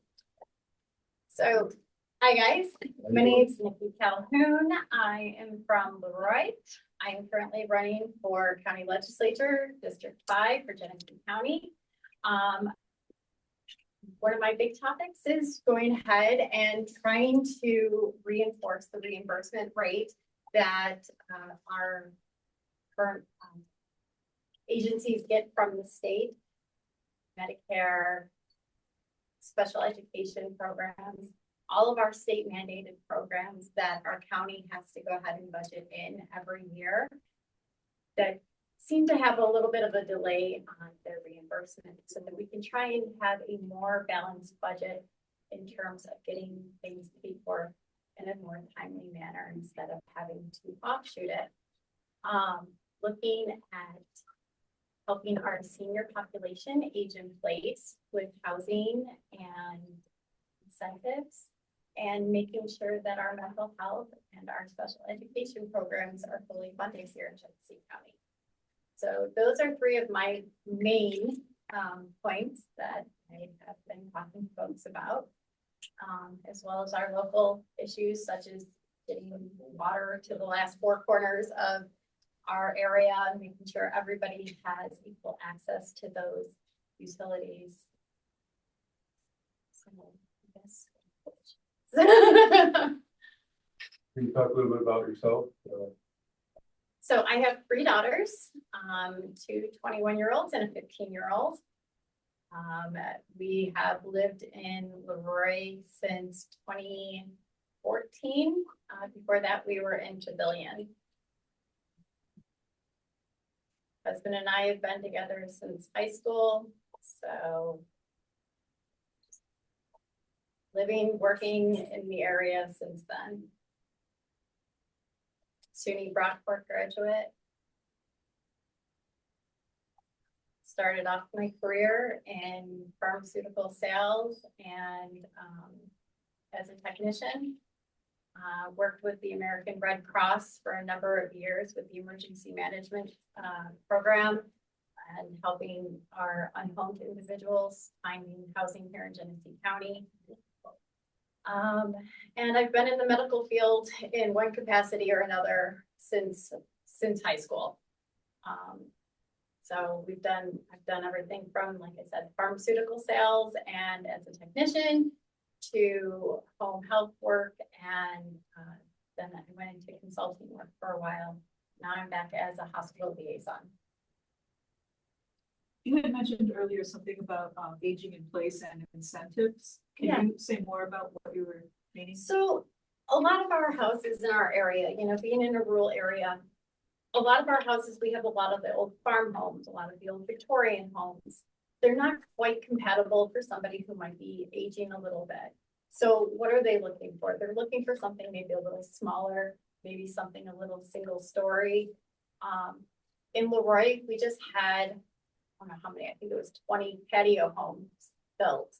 And they were built almost immediately from individuals within our communities who want to stay local. We don't want to have to go out to Rochester to an ALF or into a nursing facility. They want to stay local, but just can't maintain those larger homes or the large amount of property anymore.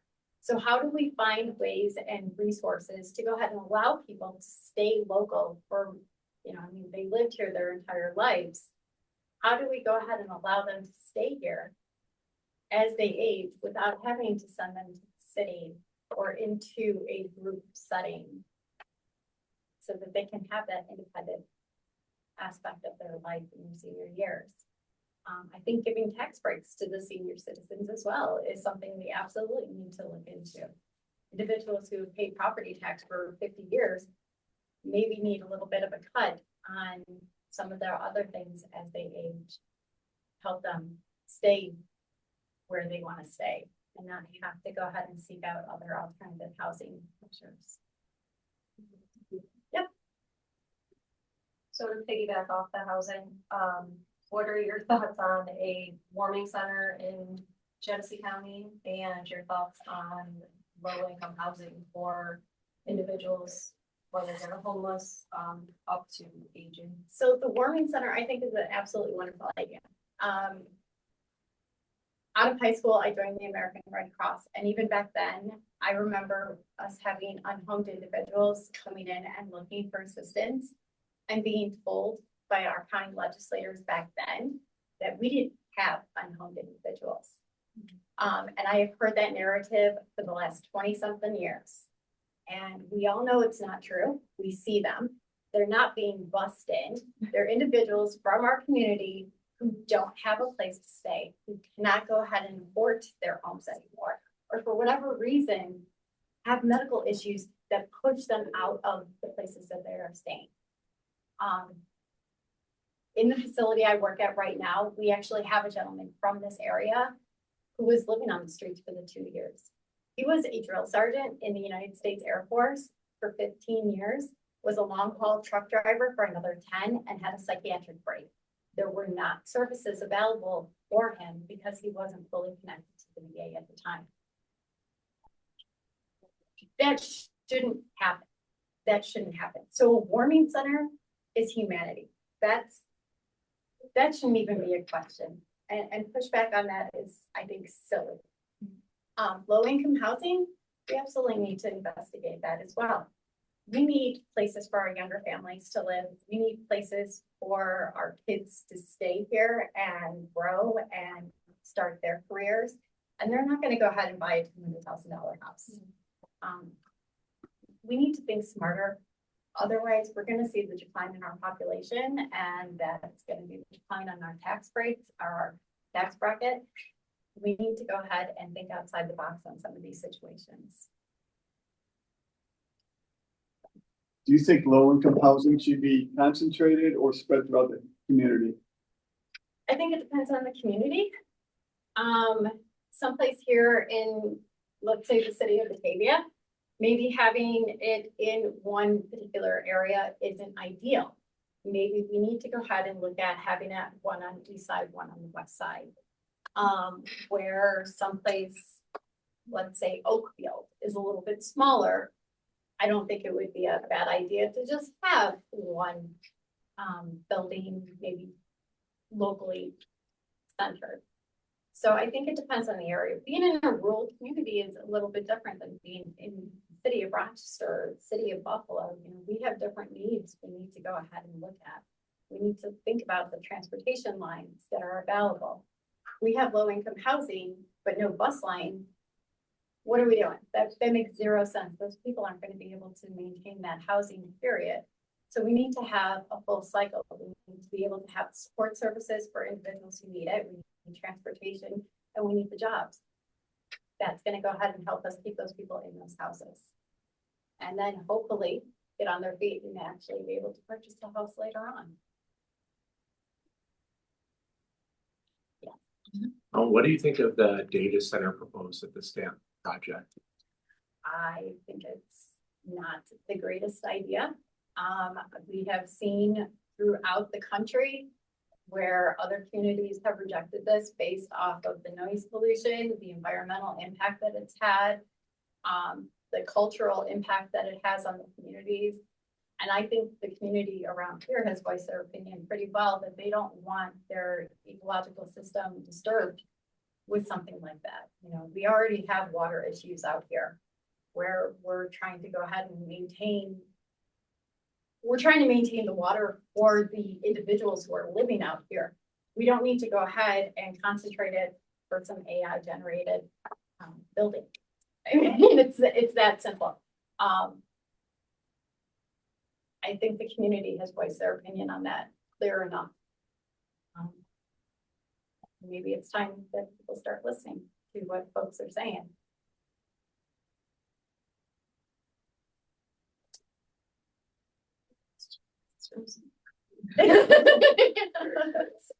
Any other questions?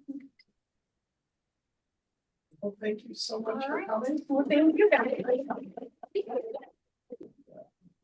The next speaker is here, Gordon Dibble, running for county budget. You know, you can sit, stand, whatever you want. Introduce yourself and then take questions. Yeah, I'm Gordy Dibble, and I was born and raised down in Pembroke, currently in the legislature for Pembroke and Darien, Georgia court too, them out. So this will be finishing my 8 years, I think, on my term. And let's see, I'm in Pembroke, like I said. I went to Pembroke High School, graduated in 1970. I went on to Aurora University out in Illinois, graduated with a BA in corrections, which is kind of jail related. And then I came back. Shortly after coming back, I got a job at the Genesee County Sheriff's Office. 1975. I worked as a jail deputy. They didn't have correction officers back then. They had jail deputies back then. So I worked in the jail for a year. That was education. And And then, I was promoted to the road patrol. I was in uniform road patrol for roughly the next 5 years. And then I was promoted to juvenile investigator, and I worked in juvenile a good part of my career. I enjoyed juvenile work. I taught the DARE program in the schools, maybe some of my students, you know. I run into them, it's amazing. That was very, very rewarding too. I enjoyed that. And then the road patrol chief deputy job came open. I applied for that, and I was promoted to that. Spent the remainder of my career in that position, retiring as a chief deputy of road patrol. So then when I had announced my retirement, I was approached to run for this job that was coming open. Mike Davis was filling the job in Darien, and Mike was trying to raise a young family and moving up in his job, so he had to move on. So I was recruited and I took the job. I ran for office unopposed, and have enjoyed it ever since. I think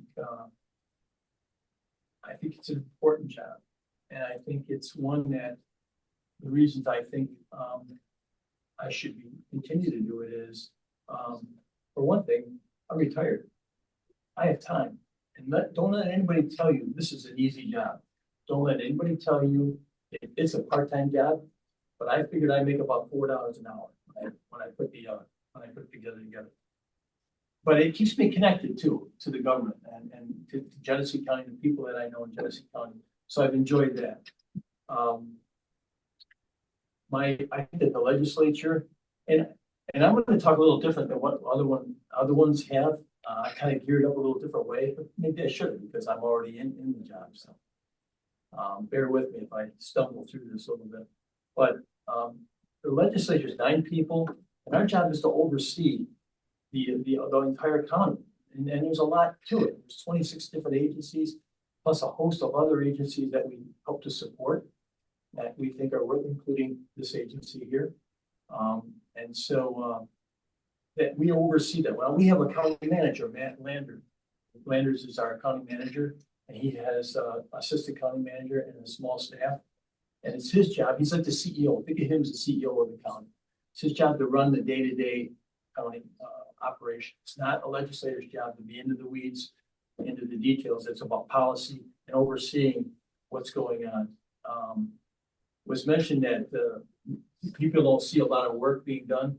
Well, in these legislative meetings, by the time you get to the legislative meeting, the final meeting, when something's approved, most of the work has been done.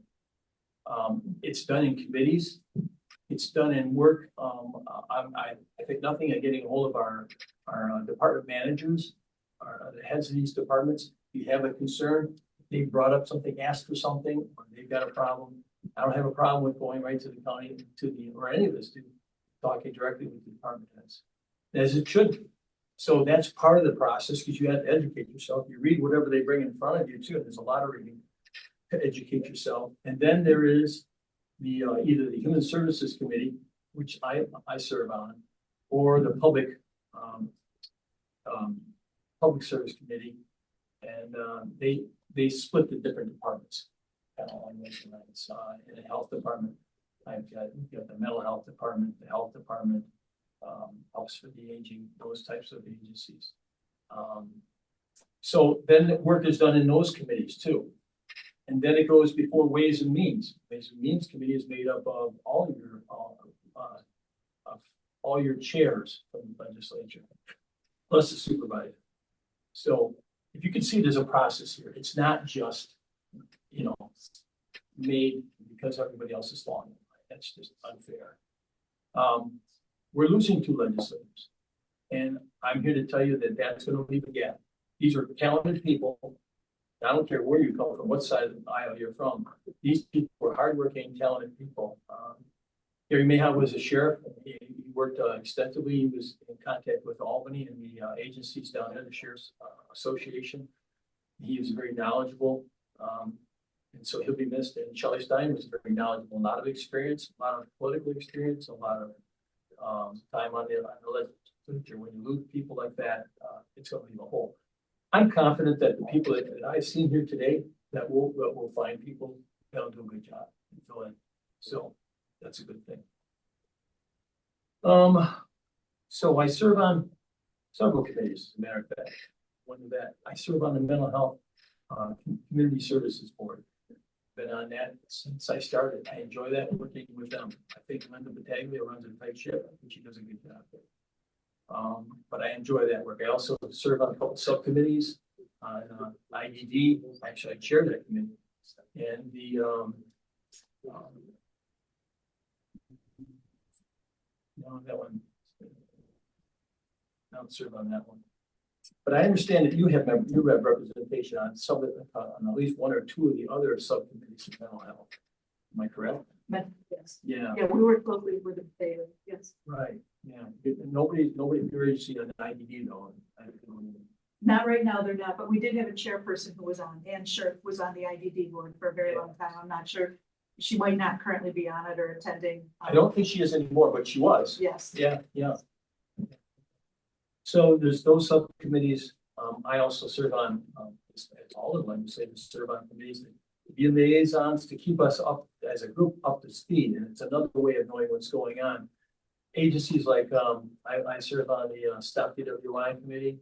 I'm on the CJAC committee, which is Criminal Justice Advisory Council. And that has everything that everybody's to do with criminal justice.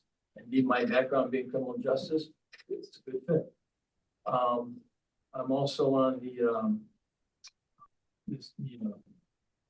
2050 program on the steering committee for that, the comprehensive planning. I'm on the steering committee for that. I lose track of what I'm on. So anyway, I just wanted you to know that a little bit about what it's about.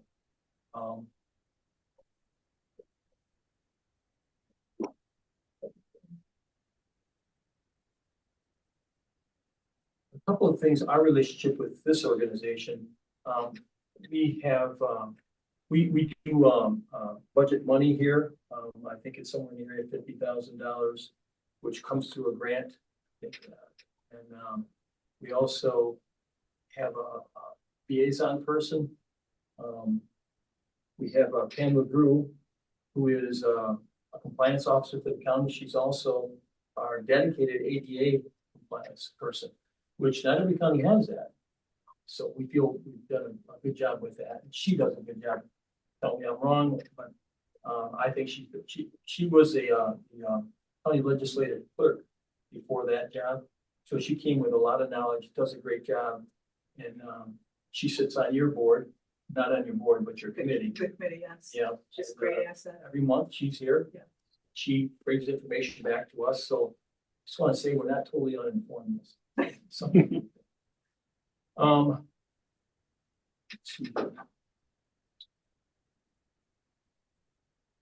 also there was another funding stream, not this year, but last year. I think you applied for opiate funding. Yes. And it was granted $100,000+. 87.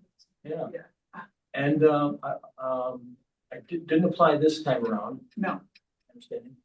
And for those of you that don't know, that's the settlement for the opioid that came around, much like the cigarette one that happened maybe 20 years ago, where the people are paying. This money comes in at the county level. It also comes in at the mental health level, and you can apply it for grants for parts of this money. But you have to make sure you can demonstrate that it has to have the opioid, part of it. So I landed, but Taglia basically runs that for mental health, and I think again does a very good job. She brings it before the board. The board looks everything over, reads it over, gives approval, not approval, whatever, and based on the guidelines that are given to us. So that's another source of revenue. And I wanted to mention a little bit more about the departments, and I feel that there's so much, life is busy today, and it's complicated, and there's a lot to know. You imagine government knowing, most people, when I go out and talk to people, it's amazing how much they really don't know and can't know because it's just too. But that's why they have people like me to represent my people in the town of Pembroke and Darien, to understand what they want and need, and to bring that back and represent the people. while you're representing the county as a whole, which is a complicated kind of job sometimes, because the county as a whole may not necessarily agree with your towns. I've been, trust me. So it's not easy. I often liken this job to like a juggling act. You know, you've got on one side, you've got needs. You've got everybody wants these services. You like your roads plowed, you like your potholes filled. You like to have mental health available. You like to have a highway department available, health department available, office for the aging, on and on and on. But it's got to be paid for somewhere. So it's balancing taxes because, as it's been mentioned here today, there's a lot of people that are hurt. I mean, hurt. And then you've got services on the other side that people want and demand and require. And so it's a balancing act. And it's not a great thing, especially around budget time. It's challenging. I did mention some of the departments. When you talk to people, they aren't even aware of a wonderful agency like the Office of the Aging. The services they provide, being a senior citizen, are really outstanding. They're just top shelf. And I refer lots of people all the time. Everything from how to deal with Medicare to taxes. They even have an attorney that comes in there and helps you out on some very basic things. Wonderful resource. Our mental health office, I think they do a great job. They cover a lot of ground. They have trouble keeping staffing too, which is another challenge. As a county legislature, you're balancing that. You're also trying to obtain and retain your employees. Now, some people around here that have worked for the county might understand that, but it's a hard thing. And frankly, we fell behind on keeping our people paid adequately. And so we're competing in the workplace with everybody else out there. And so we've gone through here in the last few years a correction where we tried to elevate them to at least what other counties are making around us, the competition. And we think we've done a pretty good job with that. That, again, not an easy job because, you know, your grade may need correction. You thought yours did too. Well, we did a survey, we looked around, we did our homework and decided that. So it's a progress, it's a work still in progress because you don't do that overnight. So we want to take care of our employees. We want to fill the gaps, and we always have lots of places. If you're looking for a good job, a civil service job, I encourage you to go down to. Don't be poaching from this room. And go down there and look and see what they've got available. You'd be surprised.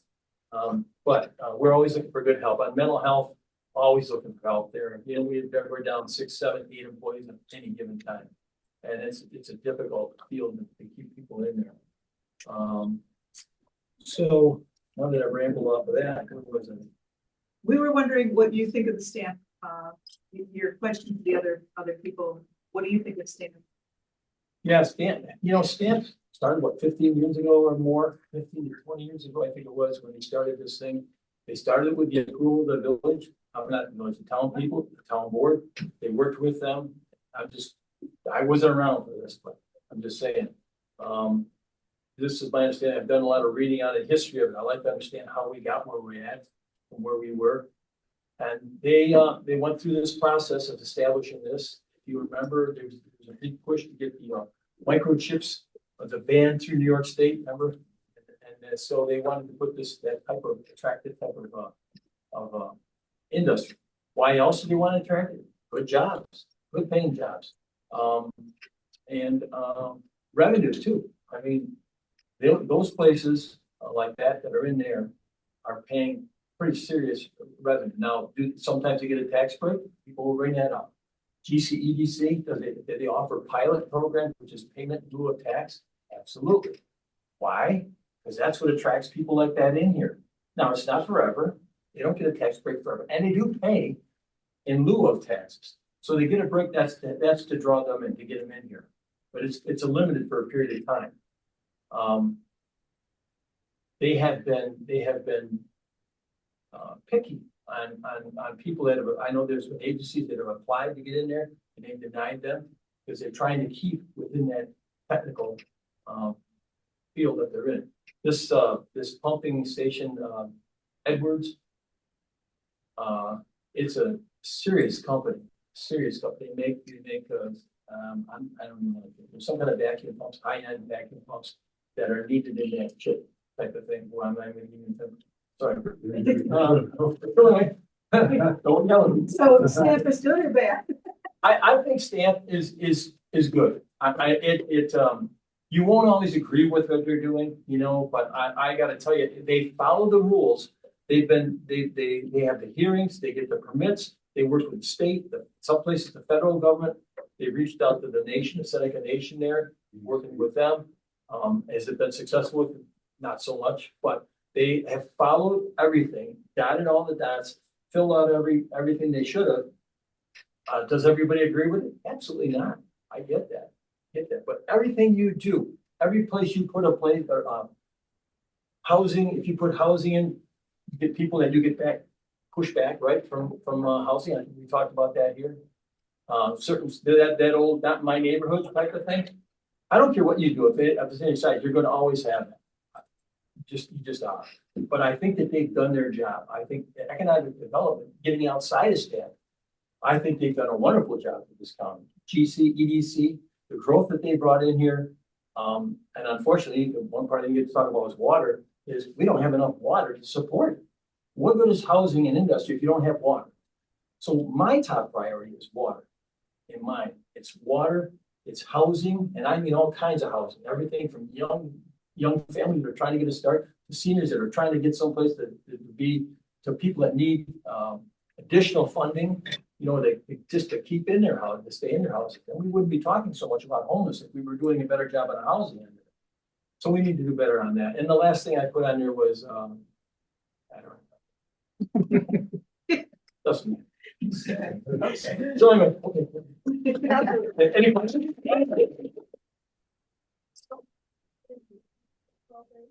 If anybody has any questions, I'll stay around.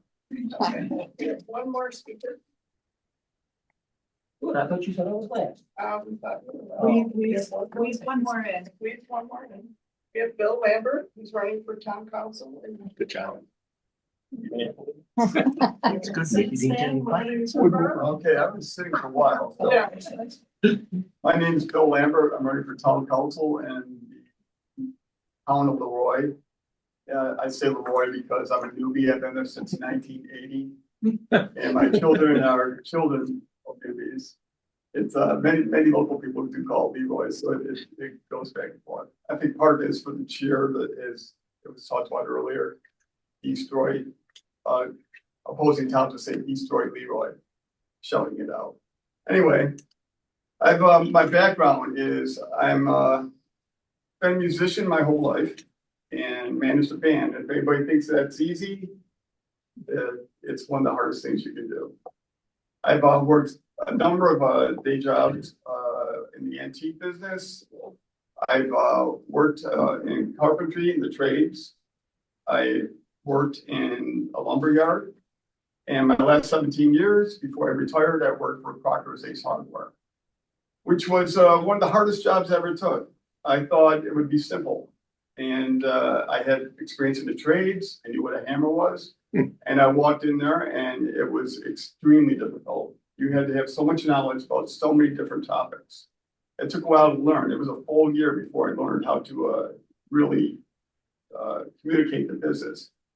But the business gave me the opportunity to meet a lot of people and talk with people. And some people even thought I knew what I was doing by the time I finished.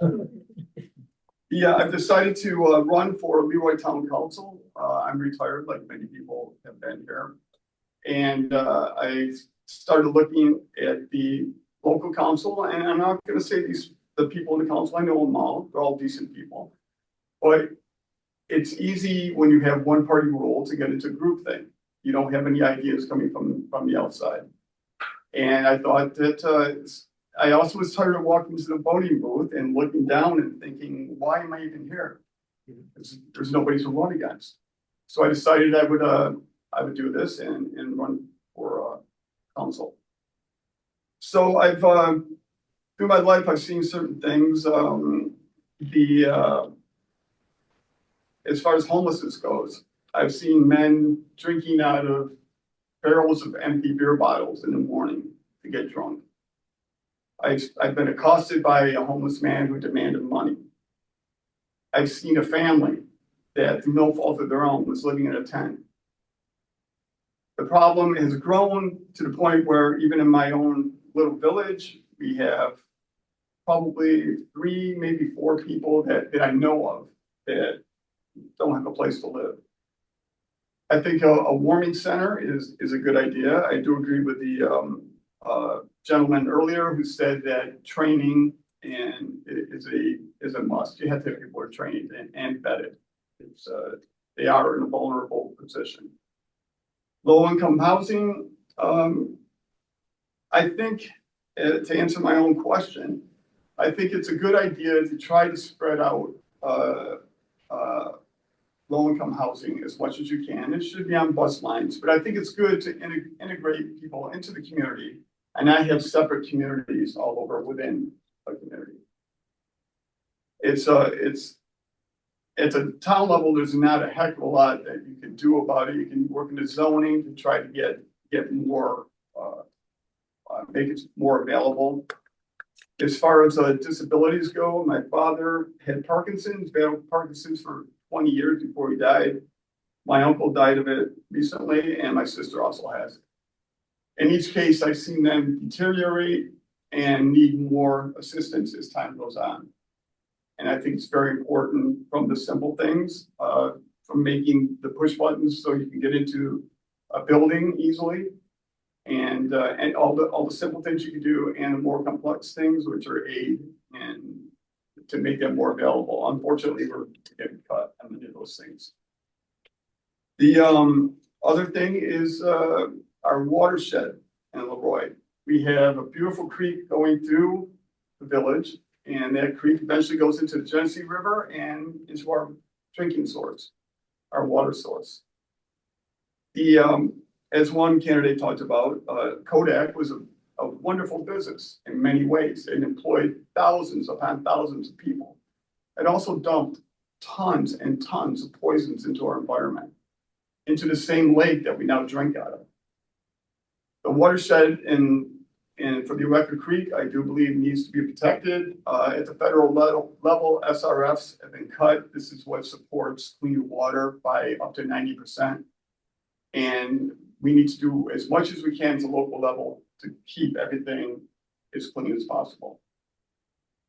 All right, that's a few of the basic things. The other thing is working for or being elected. One of the main things is the infrastructure. That's one of your main costs. Taxes need to be kept as low as possible. One way to do that is to make sure everything is maintained. And if it's not maintained, it's going to cost a heck of a lot more. We all know that. You let something go, you let the brakes go in your car, you know you need to replace the brakes, and next thing you know, you got the brakes and the rotors. And it's a lot more expensive. The other costs we have in the town are police and the fire, which we actually contract with the village to have that paid for. But the town is growing. As the town grows, we have more people living out in the town, and the services, as time goes on, we'll have more demand. So we need to have a long-term planning to incorporate that down the road. Okay, and I want to thank Independent Living for slipping me in here. And, any questions? I think you had the benefit of hearing what our questions were going to be. It was an unfair advantage. That's what we bet. Thank you very much for sticking it out with us. Sure. Thank you much for having me. Thank everybody for coming today, listening online, and most of all to all the candidates who showed up. This was a very robust meet the candidates, and we really appreciate the fact that everybody showed up. So thank you all for coming. This is from Eric Wagner. Don't know what race he's running for. Alexander. My name is Eric Wagner, and I've lived in Alexander my entire life. This community has always been home to me. I'm married and the proud father of 2 boys. One is grown and the other is currently a junior in high school. Alexander has shaped who I am, and I've always tried to give back to the town that has given me so much. Why do I want to be elected to the position? I'm seeking re-election because I genuinely care about Alexander and its residents. I've dedicated my time to serving this community because I believe in its future. My goal is to continue working hard to ensure that Alexander remains a great place to live, work, and raise a family. What unique qualities do you bring to the town? Having lived here my entire life, I bring a deep understanding of the town's history, values, and needs. I combine that local knowledge with a commitment to fiscal responsibility, making sure that every decision made is thoughtful, efficient, and in the best interest of our residents. I strive to balance financial responsibility with maintaining and improving the services that make Alexander a strong, close-knit community. What are the main issues you feel the town is facing? One of the biggest challenges is maintaining fiscal responsibility while continuing to provide important services for residents. As costs rise and budgets tighten, it's critical to make smart financial decisions that protect taxpayers without sacrificing the quality of life at Alexander. I believe careful planning, transparency, and community involvement are key to addressing these changes. What else would you want the community to know about you? I love this town. I've raised my family here, and I care deeply about its future. My focus has always been on doing what's best for Alexander, not just for today, but for generations to come. I'm grateful to have the opportunity to serve and hope to continue working with you all to make Alexander even stronger. I believe that's all I have. Thanks, Tom. Thank you all for your participation.